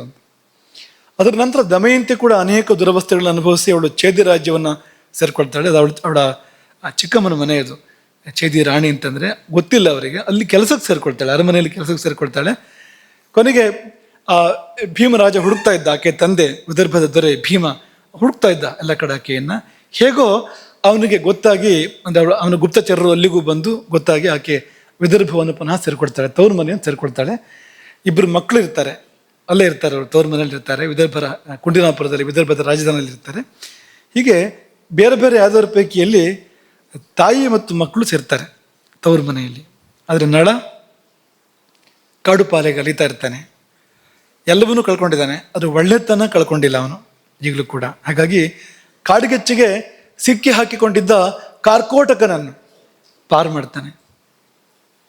ಸರ್ಪ ಅದು, ನಾಗಾಧಿಪತಿ, ಮಹಾನಾಗಗಳ ಪೈಕಿಯಲ್ಲಿ ಓರ್ವ ಕಾರ್ಕೋಟಕನನ್ನು ಪಾರು ಮಾಡ್ತಾನೆ ನಲ. ಪ್ರತ್ಯುಪಕಾರ ಮಾಡಬೇಕು ಅಂತ ಕಾರ್ಕೋಟಕನ ಅಪೇಕ್ಷೆ, ನಲನಿಗೆ ಪ್ರತ್ಯುಪಕಾರ ಮಾಡಬೇಕು ಅಂತ. ಹೇಗೆ ಪ್ರತ್ಯುಪಕಾರ ಮಾಡೋದು ಅಂದರೆ ಕಚ್ಚೋದು ಅಂತ ಅಲ್ವಾ. ಹಾವು ಏನು ಪ್ರತ್ಯುಪಕಾರ ಮಾಡೋದು ಪಾಪ? ಹಾವಿಗೆ ನೀವು ಉಪಕಾರ ಮಾಡಿದರೆ ಹಾವು ತನ್ನ ಹತ್ರ ಏನಿದೆ ಅದನ್ನು ಕೊಡ್ಬೇಕು ತಾನೆ. ಹಾವಿನ ಹತ್ರ ಏನಿದೆ? ವಿಷಾನ ಇರೋದು ಅಂತ. ಕಚ್ಚಬೇಕು ಕಾರ್ಕೋಟಕ ನಲನಿಗೆ. ಆದರೆ ನಲ ಎಂಥ ಮಹಾತ್ಮ ಅಂದರೆ ಅನುಮತಿ ಕೊಡದೆ ಕಚ್ಚೋ ಹಾಗಿಲ್ಲ ಕಾರ್ಕೋಟಕ ಅಂತ. ನಲ ಸ್ವತಃ ಅನುಮತಿ ಕೊಡದೆ ಕಚ್ಚೋ ಹಾಗಿಲ್ಲ ಕಾರ್ಕೋಟಕ. ಅದಕ್ಕೆ ಏನು ಮಾಡ್ತಾನೆ ಕಾರ್ಕೋಟಕ? ಉಪಾಯವನ್ನು 10 ಎಣಸು ಅಂತ ನಲನಿಗೆ ಹೇಳ್ತಾನೆ. ಏನೋ ಕೊಡಬೇಕು ನೀನು, ನಾನು ಅಮೂಲ್ಯವಾಗಿದ್ದನ್ನು 10 ಎಣಸು ಅಂತ. ಆ ಕಡೆ ತಿರುಗಿ 10 ಎಣಿಸ್ಕೊಂಡು ಹೋಗು ಅಂತ. 10 ಎಣಿಸಿದ್ದು ಸಂಸ್ಕೃತದಲ್ಲಿ, ಕನ್ನಡದಲ್ಲೆಲ್ಲ. ಅದು ಏಕಂ ದ್ವೇ ತ್ರೀಣಿ ಚತ್ವಾರಿ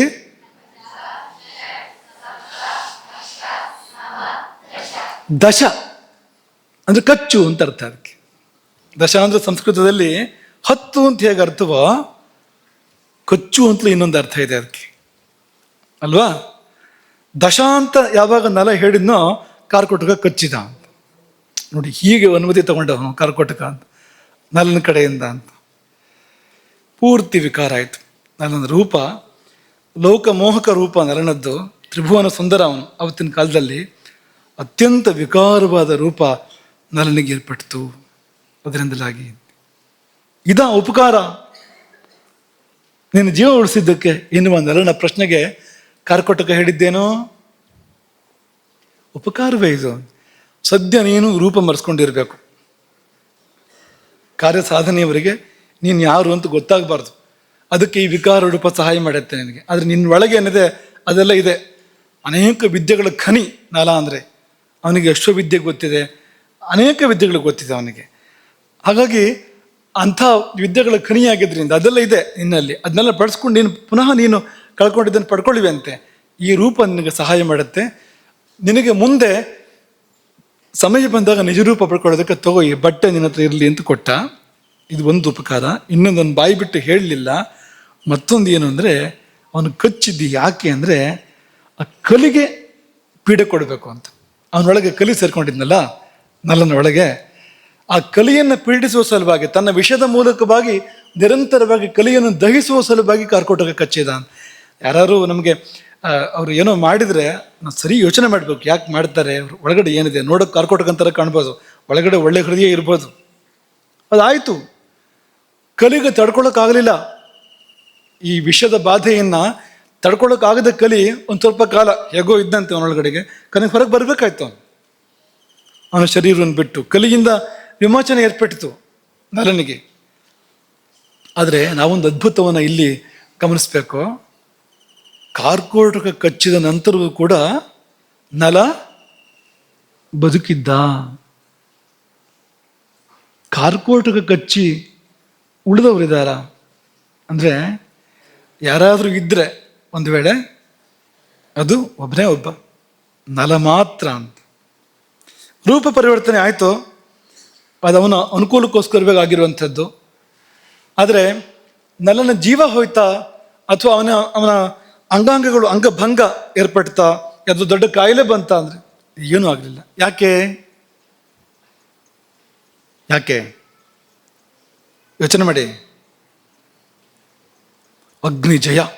ಅದು ಅವನ ಅಗ್ನಿ ಹೇಗಿದೆ ನಲನದ್ದು ಅಂದರೆ ಕಾರ್ಕೋಟಕವನ್ನು ಜೀರ್ಣ ಮಾಡಬಲ್ಲದು ಅದು. ನಮಗೂ ಸಾಧ್ಯ ಇದು. ನಮ್ಮ ಅಗ್ನಿ ತನ್ನ ಉತ್ತುಂಗಾವಸ್ಥೆಯಲ್ಲಿದ್ದರೆ, ನಮ್ಮ ಅಗ್ನಿ ಅದು ಸರಿಯಾಗಿ ಹೇಗಿರಬೇಕು ಹಾಗಿದ್ರೆ ವಿಷವನ್ನು ಕೂಡ ಜೀರ್ಣ ಮಾಡುತ್ತೆ ಅದು.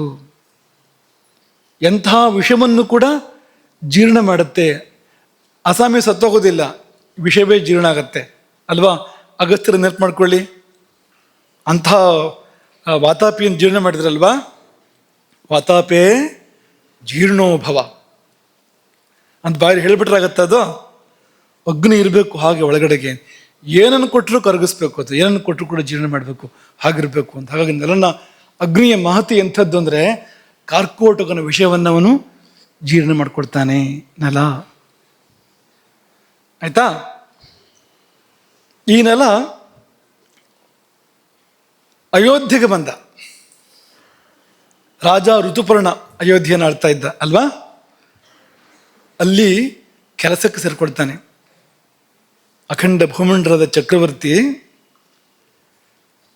ಏಕಛತ್ರಾಧಿಪತಿ ನಲ ಅಯೋಧ್ಯೆಯ ಋತುಪರ್ಣ ರಾಜನ ಆಸ್ಥಾನದಲ್ಲಿ ಕೆಲಸಕ್ಕೆ ಸೇರ್ಕೊಳ್ತಾನೆ. ಏನು ಕೆಲಸ ಅವನಿಗೆ ಅಲ್ಲಿ? ಒಂದು ಅಶ್ವಶಾಲೆ, ಕುದುರೆಗಳು ನೋಡ್ಕೊಳ್ಳುವಂಥದ್ದು. ಇನ್ನೊಂದು ಪಾಕಶಾಲೆ, ಅಡುಗೆ ಮಾಡುವಂಥದ್ದು. ಮೊದಲು ಕುದುರೆ ನೋಡ್ಕೊಳ್ಳೋದು, ಅಡುಗೆ ಮಾಡೋದು. ಆದರೆ ಅವನ ಯೋಗ್ಯತೆಯಿಂದ ಅವನು ಗಳಿಸಿದ್ದೇನೆಂದರೆ ಅಶ್ವಶಾಲಾಧ್ಯಕ್ಷ, ಪಾಕಶಾಲಾಧ್ಯಕ್ಷ, ಮಹಾನಸಾಧ್ಯಕ್ಷ ಆಗ್ತಾನೆ. ನಳಪಾಕ ಅಂತ. ಯಾಕೆ ನಾವು ನಳನ ಉದಾಹರಣೆ ತಗೊಳ್ತಾ ಇದ್ದೇವೆ ಅಂದರೆ, ಪಾಕಕ್ಕೆ ಅತ್ಯಂತ ಪ್ರಸಿದ್ಧ ಯಾರು? ನಳಪಾಕ. ಭೀಮನೂ ಹೌದು. ಭೀಮ ಅಂದರೆ ನಳನ ಮಾವ ಅಲ್ಲ, ದ್ವಾಪರ ಯುಗದವನು, ವಲಲ ಅಲ್ವಾ? ಆದರೆ ಹಿರಿದಾದದ್ದು ಯಾವುದು ಅಂದರೆ ನಲಪಾಕ ಅಂತ. ಭೀಮಪಾಕ ಅಂತ ಶಬ್ದ ಬಂದಿಲ್ಲ. ಭೀಮ ಒಳ್ಳೆ ಅಡುಗೆ ಮಾಡ್ತಾ ಇದ್ದ, ಪ್ರಶ್ನೆ ಇಲ್ಲ ಅದರಲ್ಲೇನು.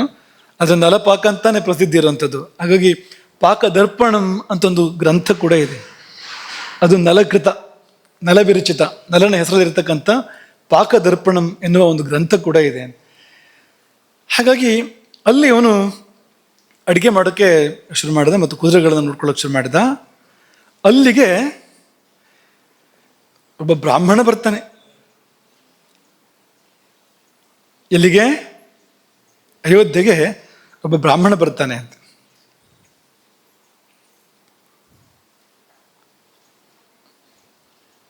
ಪರ್ಣಾದ ಅಂತ ಹೆಸರು ಅವನಿಗೆ. ಈ ದಮಯಂತಿ ತವ್ರ ಮನೆ ಸೇರ್ಕೊಂಡ್ರವಳು ಸುಮ್ಮನೆ ಇರೋದಿಲ್ಲ. ಅವಳೇನು ಮಾಡ್ತಾಳೆ ಅಂದರೆ ತಂದೆಗೆ ಹೇಳ್ತಾಳೆ, ನಲನನ್ನು ಹುಡುಕೊಡ್ಬೇಕು, ನಾನು ಬದುಕಿರಬೇಕು ಅಂತ ಆದರೆ ನಲನನ್ನು ಹುಡುಕ್ಬೇಕು ಅಂತ. ಭೀಮರಾಜ ತುಂಬ ಪ್ರಯತ್ನ ಮಾಡ್ತಾನೆ, ಎಲ್ಲ ಕಡೆ ಗುಪ್ತಚರನ್ನು ಕಳಿಸ್ಕೊಡ್ತಾನೆ. ಒಬ್ಬ ಬ್ರಾಹ್ಮಣೋತ್ತಮ ಪರ್ಣಾದ ಅಂತ ಅವನನ್ನು ಬೇರೆ ಬೇರೆ ಕಡೆ ಕಳಿಸ್ಕೊಡ್ತಾನೆ. ಅವನೇನು ಮಾಡ್ತಾ ಇರ್ತಾನೆ ಪರ್ಣಾದ ಅಂತಂದರೆ, ಬೇರೆ ಬೇರೆ ಊರಿಗೆ ಹೋಗ್ತಾನೆ ಅವನು. 4 ಜನ ಸೇರಿದಲ್ಲಿ ಈ ಕೆಲವು ಮಾತುಗಳನ್ನು ಘೋಷಣೆ ಮಾಡ್ತಾನೆ, ಗಟ್ಟಿಯಾಗಿ ಹೇಳ್ತಾನೆ. ಏನಪ್ಪ ಅದು ಅಂದರೆ, ಕೊನುತ್ವಂ ಕಿತವಚ್ಛಿತ್ವ ವಸ್ತ್ರಾರ್ಧಂ ಪ್ರಸ್ಥಿತೋ ಮಮ. ಏ ಜೂಜುಕೋರ, ನನ್ನ ಅರ್ಧ ಬಟ್ಟೆ ಹರ್ಕೊಂಡು ತಗೊಂಡು ಎಲ್ಲಿ ಹೋದೆ ನೀನು? ಎಲೆ ಈ ಜೂಜುಕೋರ, ನನ್ನ ಬಟ್ಟೆಯಲ್ಲಿ ಅರ್ಧ ಹರಿದು ಉಟ್ಕೊಂಡು ಕೊನುತ್ವಂ ಪ್ರಸ್ಥಿತ, ಎಲ್ಲಿ ಹೋದೆ ನೀನು? ಅದು ಹೇಗೆ? ತನ್ನ ಪತ್ನಿಯನ್ನು, ಅರ್ಧಾಂಗಿನಿಯನ್ನು ಕಾಡಿನಲ್ಲಿ ಅರ್ಧರಾತ್ರಿ ಬಿಟ್ಟು ಅಲ್ವಾ? ಅರ್ಧರಾತ್ರದ ಹೊತ್ತಿನಲ್ಲಿ ಕಾಡಿನ ಮಧ್ಯದಲ್ಲಿ ಪತ್ನಿಯನ್ನು, ಅದು ಎಂಥವಳು ಅಂದರೆ ಅನುರಕ್ತ, ನಿನ್ನಲ್ಲಿ ಆಕೆ ಅನುರಕ್ತಳಾದವಳು, ಜೀವದಲ್ಲಿ ಜೀವ ಇಟ್ಕೊಂಡಿದ್ದಾಳೆ ನಿನ್ನಲ್ಲಿ. ಅಂಥವಳನ್ನು, ನಿನಗೂ ತುಂಬ ಪ್ರಿಯಳಾದವಳು, ಅಂಥವಳನ್ನು ಬಿಟ್ಟು ಎಲ್ಲಿ ಹೋದೆ? ಅವಳು ಕಾಯ್ತಾ ಇದ್ದಾಳೆ. ಸಾವೈ ಯಥಾ ಸಮಾಧಿಷ್ಟ ತಥಾಸ್ತೆ ತ್ವತ್ ಪ್ರತೀಕ್ಷಿಣಿ. ನಿನ್ನನ್ನು ಆಕೆ ಈಗಲೂ ಕಾಯ್ತಾ ಇದ್ದಾಳೆ. ಹೇಗೆ ಕಾಯ್ತಾ ಇದ್ದಾಳೆ ಅಂದರೆ, ಅದೇ ಅರ್ಧ ಬಟ್ಟೆಯನ್ನು ಉಟ್ಕೊಂಡು, ನೀನು ಬಿಟ್ಟು ಹೋದ ಅರ್ಧ ಬಟ್ಟೆಯನ್ನು, ಮಲಿನ ವಸ್ತ್ರವನ್ನು ಉಟ್ಕೊಂಡು, ದಹ್ಯಮಾನ ದಿವಾ ರಾತ್ರವು, ಹಗಲು ರಾತ್ರಿ ಸುಟ್ಟು ಹೋಗ್ತಾ, ನೋವಿನಲ್ಲಿ ದುಃಖದಲ್ಲಿ ಆ ಬೆಂಕಿಯಲ್ಲಿ ಬೆಂದು ಹೋಗ್ತಾ ಅವಳು ಕಾಯ್ತಾ ಇದ್ದಾಳೆ. ಅವಳು ಅಳ್ತಾ ಇದ್ದಾಳೆ. ಏನಾದ್ರು ನೀನು ಒಂಚೂರು ಮನಸ್ಸು ಮಾಡಬಾರ್ದ? ಒಳ್ಳೆ ಮನಸ್ಸನ್ನು, ದೊಡ್ಡ ಮನಸ್ಸನ್ನು ಮಾಡಬಾರ್ದ? ಈ ಮಾತಿಗೊಂದು ಪ್ರತಿಮಾತನ್ನು ಹೇಳಬಾರ್ದ? ಪ್ರತಿವಚನ ಕೊಡಬಾರ್ದ? ಇದನ್ನ ಅಲ್ಲಲ್ಲಿ ಅವನು ಯಾರು ಆ ಪರಿಣಾದ ಘೋಷಣೆ ಮಾಡ್ತಾ ಮಾಡ್ತಾ ಮಾಡ್ತಾ ಹೋಗ್ತಾ ಇರ್ತಾನೆ. 4 ಜನ ಸೇರಿದಲ್ಲಿ ಜೋರಾಗಿ ಇದನ್ನ ಹೇಳೋದು, ಇದು ನಾರಿ ವಾಕ್ಯ ಅಂತ ಹೇಳ್ಕೊಂಡು ಜೋರಾಗಿ ಹೇಳೋದು ಇದನ್ನ ಅಂತ. ಯಾರೂ ಅದಕ್ಕೆ ಉತ್ತರ ಕೊಡಲಿಲ್ಲ. ಎಲ್ಲ ಹೀಗೆ ತಿರುಗಿ ನೋಡಿದ್ರಂತೆ ಅವನ ಕಡೆಗೆ. ನಿನ್ನೆವರೆಗೆ ಸರಿ ಇದ್ನಲ್ಲ, ಏನಾಯ್ತು ಅವನಿಗೆ ಅಂತ ಅನ್ನೋ ಥರ ಎಲ್ರಿಗೂ ಸ್ವಲ್ಪ ವಿಚಿತ್ರ. ಇವ್ರು ಬ್ರಾಹ್ಮಣೋತ್ತಮರು, ಇವ್ರಿಗೇನಾಯ್ತು, ಕಲ್ತಿದ್ದು ಜಾಸ್ತಿ ಆಯ್ತಾ ಅನ್ನೋ ಥರ ಆಗ್ತಿತ್ತು. ಆದರೆ ಯಾರೂ ಉತ್ತರ ಕೊಡಲಿಲ್ಲ. ಆ ಪರಿಣಾದ ಊರು ತಿರುಗ್ತಾ ತಿರುಗ್ತಾ ತಿರುಗ್ತಾ ಅಯೋಧ್ಯೆಗೆ ಬರ್ತಾನೆ. ಅಯೋಧ್ಯೆಯಲ್ಲಿ ಋತುಪರ್ಣನ ಆಸ್ಥಾನದಲ್ಲಿ ಅವನಿಗೆ ತನ್ನ ಮಾನ ಗೌರವ ಪ್ರಶ್ನೆ ಏನೂ ಇಲ್ಲ. ಆ ದಮಯಂತಿಯ ಕಾರ್ಯ ಆಗಬೇಕಾಗಿದೆ, ನಲನನ್ನು ಹುಡುಕ್ಬೇಕಾಗಿದೆ. ನಲ ಅಷ್ಟು ಜನಪ್ರಿಯ ಕೂಡ ಹೌದು, ಲೋಕಪ್ರಿಯ ನಲ, ಅವನಿಗೆ ಒಳ್ಳೇದಾಗಬೇಕು ಅಂತ ಎಲ್ರಿಗೂ ಇತ್ತು. ಹಾಗೆ ಈ ಪರಿಣಾದ ಅಯೋಧ್ಯೆಯ ಅರಮನೆಯ ಪರಿಸರದಲ್ಲಿ ಘೋಷಣೆ ಮಾಡಿದಾಗ ಬಾಹುಕ ಉತ್ತರ ಕೊಟ್ಟನಂತೆ. ಅದಕ್ಕೆ ಬಾಹುಕ ಅಂತ ಹೆಸರಾಯ್ತು ಅವನಿಗೆ, ನಲನಿಗೆ. ಆ ಮೊದಲಿನ ಹೆಸರಿಲ್ಲ, ಬಾಹುಕ ಅನ್ನೋ ಹೆಸರು ಬಂತು ಅವನಿಗೆ. ಅವನಲ್ಲಿ ಪ್ರತಿಕ್ರಿಯೆಯನ್ನು ಕಾಣ್ತಾನೆ ಅಂತ. ಯಾರು? ಪರಿಣಾದ. ಯಾರೊಬ್ಬರೂ ಪ್ರತಿಕ್ರಿಯೆ ಕೊಡಲಿಲ್ಲ. ಆದರೆ ಬಾಹುಕನ ಮುಖದಲ್ಲಿ ಭಾವಗಳು ಏರ್ಪಟ್ಟವು, ಕಣ್ಣೀರು ಬಂತು ಬಾಹುಕನಿಗೆ, ದುಃಖ ಆಯಿತು ಬಾಹುಕನಿಗೆ. ಆ ದುಃಖವನ್ನು ತಡ್ಕೊಳ್ಳೋಕೆ ತುಂಬ ಪ್ರಯತ್ನ ಮಾಡ್ತಾ ಇದ್ದ, ಕಣ್ಣೀರನ್ನು ತಡ್ಕೊಳ್ಳೋಕೆ ಪ್ರಯತ್ನ ಮಾಡ್ತಾ ಇದ್ದ. ನಲ ಗೊತ್ತಾಗ್ಬೋದು ಬೇರೆಯವರಿಗೆ ಅಂತ ಮುಚ್ಚಾಕೋದಕ್ಕೆ ಪ್ರಯತ್ನ ಮಾಡ್ತಾ ಇದ್ದ. ಆದರೆ ಅವನು ಪ್ರತಿವಚನ ಹೇಳ್ತಾನೆ. ಅವನು ಪ್ರತಿವಚನ ಏನು ಹೇಳ್ತಾನೆ ಅಂದರೆ, ಅವನು ಇಷ್ಟೇ ಹೇಳ್ತಾನೆ, ಕುಲಸ್ತ್ರೀಯರು ಎಂದೂ ತಮ್ಮ ಚಾರಿತ್ರ್ಯವನ್ನು ಬಿಡೋದಿಲ್ಲ. ಎಂತಹ ಕಷ್ಟದಲ್ಲಿ ಕೂಡ ತಮ್ಮ ಚಾರಿತ್ರ್ಯವನ್ನು ಬಿಡೋದಿಲ್ಲ. ಅವರು ಸ್ವರ್ಗವನ್ನು ಗೆಲ್ತಾರೆ. ಅವರು ತಮ್ಮ ಗಂಡಂದ್ರ ಮೇಲೆ ಕೋಪ ಮಾಡ್ಕೊಳ್ಳೋದಿಲ್ಲ. ಗಂಡಂದ್ರು ಎಂಥ ಮೂರ್ಖರಾಗಲಿ ಅವಿವೇಕಿಗಳಾಗಲಿ ಮಾಡಬಾರ್ದನ್ನು ಮಾಡಲಿ, ಈ ಕುಲಸ್ತ್ರೀಯರು ಪತಿವ್ರತಿಯರು ಅವ್ರ ಮೇಲೆ ಕೋಪ ಮಾಡ್ಕೊಳ್ಳೋದಿಲ್ಲ. ಏನು ಮಾಡೋದು? ಅವನು ದುರವಸ್ಥೆ, ಅವನ ಪರಿಸ್ಥಿತಿ ಆಗಿತ್ತು. ಈ ಬಾಹುಕ ಉತ್ತರ ಕೊಡೋದು ಯಾರಿಗೆ? ಪರಿಣಾದನಿಗೆ. ಯಾಕಂದ್ರೆ ತಡ್ಕೊಳ್ಳೋಕ್ಕಾಗೋದಿಲ್ವಲ್ಲ, ದಮಯಂತಿಯ ವಾಕ್ಯಗಳು ಅದು ಮುಟ್ಟಿದೆ.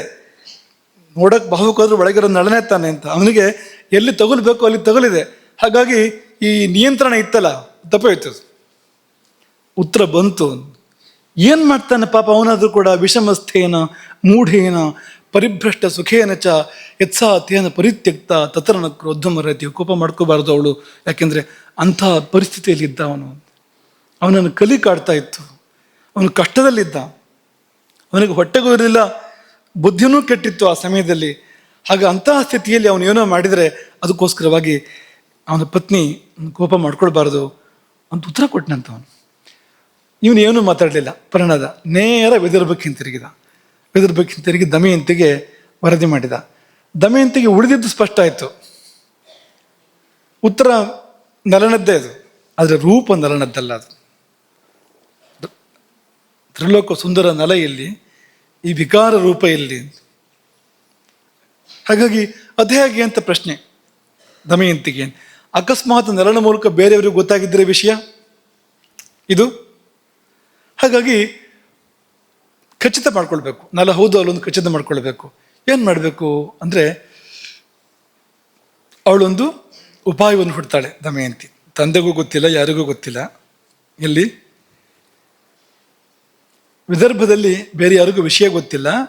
ಒಳಗಿಂದೊಳಗೆ ಗುಟ್ಟಾಗಿ ರಾಜದೂತನೊಬ್ಬನನ್ನ ಅಯೋಧ್ಯೆ ಕಳಿಸ್ಕೊಡ್ತಾಳೆ. 1 ದಿನದ ಅಂತರದಲ್ಲಿ ದಮಯಂತಿಗೆ ಪುನಃ ಸ್ವಯಂವರ ಬರಬೇಕು ಅಂತ ಕರೆ ಋತುಪರ್ಣನಿಗೆ.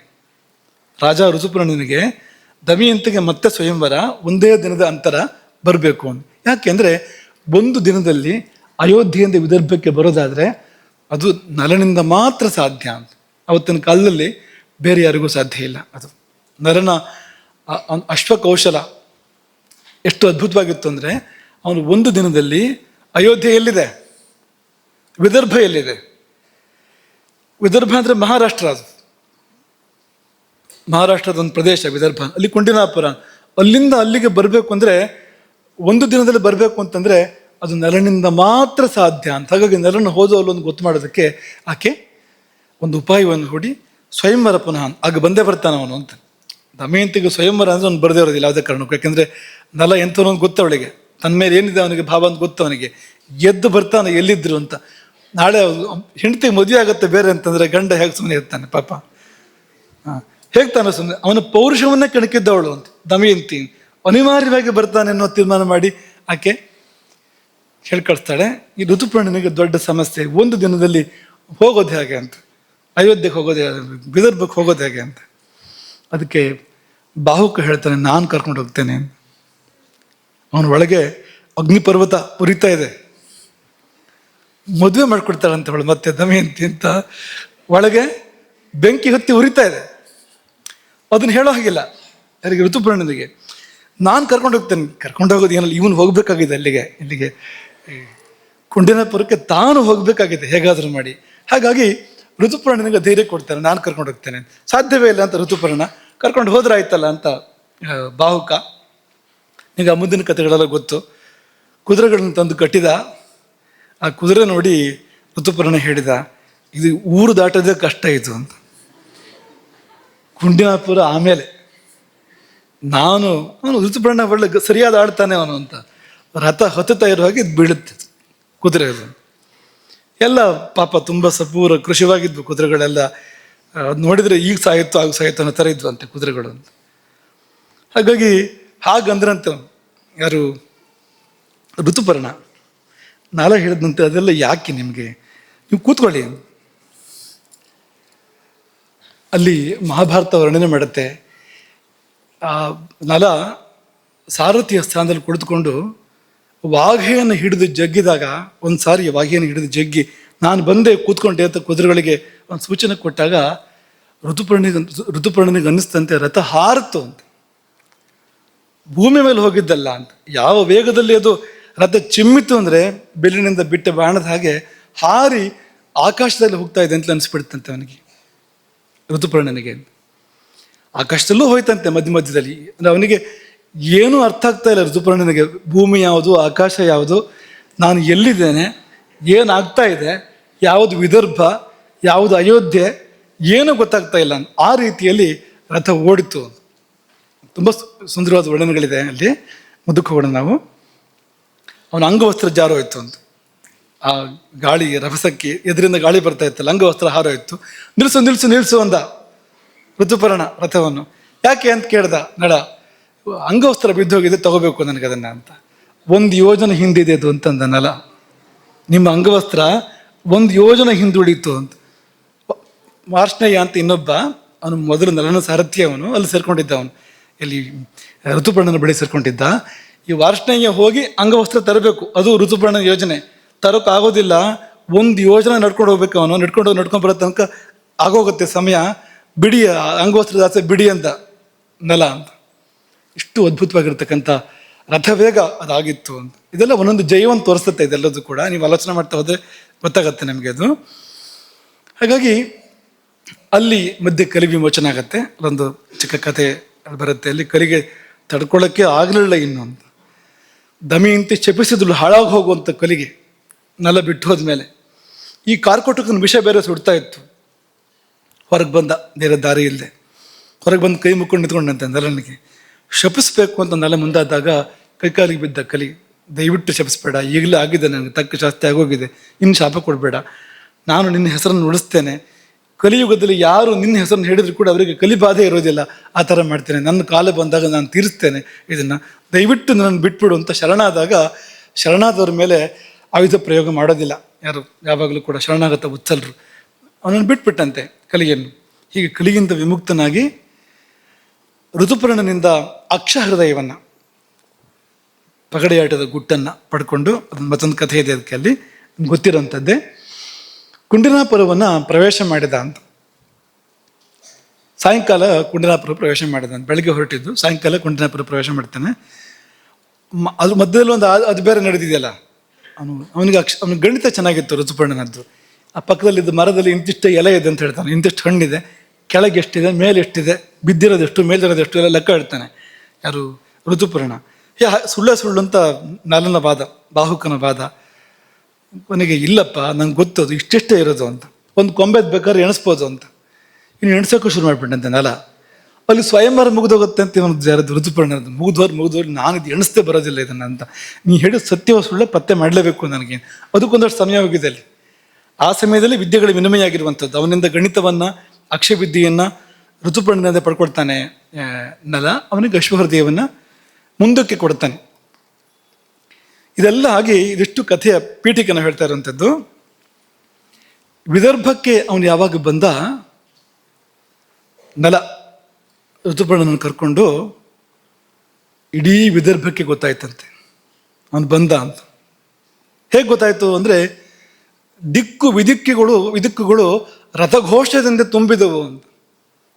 ಆ ಘೋಷ ಬೇರೆ ಯಾರಿಗೂ ಇಲ್ಲ. ರಥಘೋಷ ಯಾವುದು ಬರ್ತಾ ಇತ್ತೋ, ನೇಮಿಯ ಗಡಗಡ ಶಬ್ದ ಬರುತ್ತಲ್ಲ ರಥ ಚಲಿಸುವಾಗ, ಆ ರಥಘೋಷ ನಲ ರಥ ಓಡಿಸಿದ್ರು ಮಾತ್ರ ಬರೋಂಥದ್ದು. ಇನ್ಯಾರೇ ರಥ ಓಡಿಸಿದ್ರು ಆ ಶಬ್ದ ಬರೋಕ್ಕೆ ಸಾಧ್ಯ ಇಲ್ಲ ಅಂತ. ಎಷ್ಟರ ಮಟ್ಟಿಗೆ ಅಂದರೆ, ನಲನ ಕುದುರೆಗಳು ಕುಂಡನಾಪುರದಲ್ಲಿ ಇದ್ವಂತೆ. ನಲ ರಾಜ್ಯಭ್ರಷ್ಟ ಆದಮೇಲೆ ಪಾರ್ಶ್ನೇಯ ಅವನ ರಥವನ್ನು, ಕುದುರೆಗಳನ್ನು, ಮಕ್ಕಳನ್ನು ಕರ್ಕೊಂಡು ಬಂದಿದ್ದಲ್ಲ, ಕುದುರೆಗಳು ಅಲ್ಲಿದ್ವು, ಇಲ್ಲಿ ಕುಂಡನಾಪುರದಲ್ಲಿ. ಅವು ಕೆನೆದವು ಅಂತ. ನಮ್ಮ ಯಜಮಾನ ಬಂದ ಅಂತ.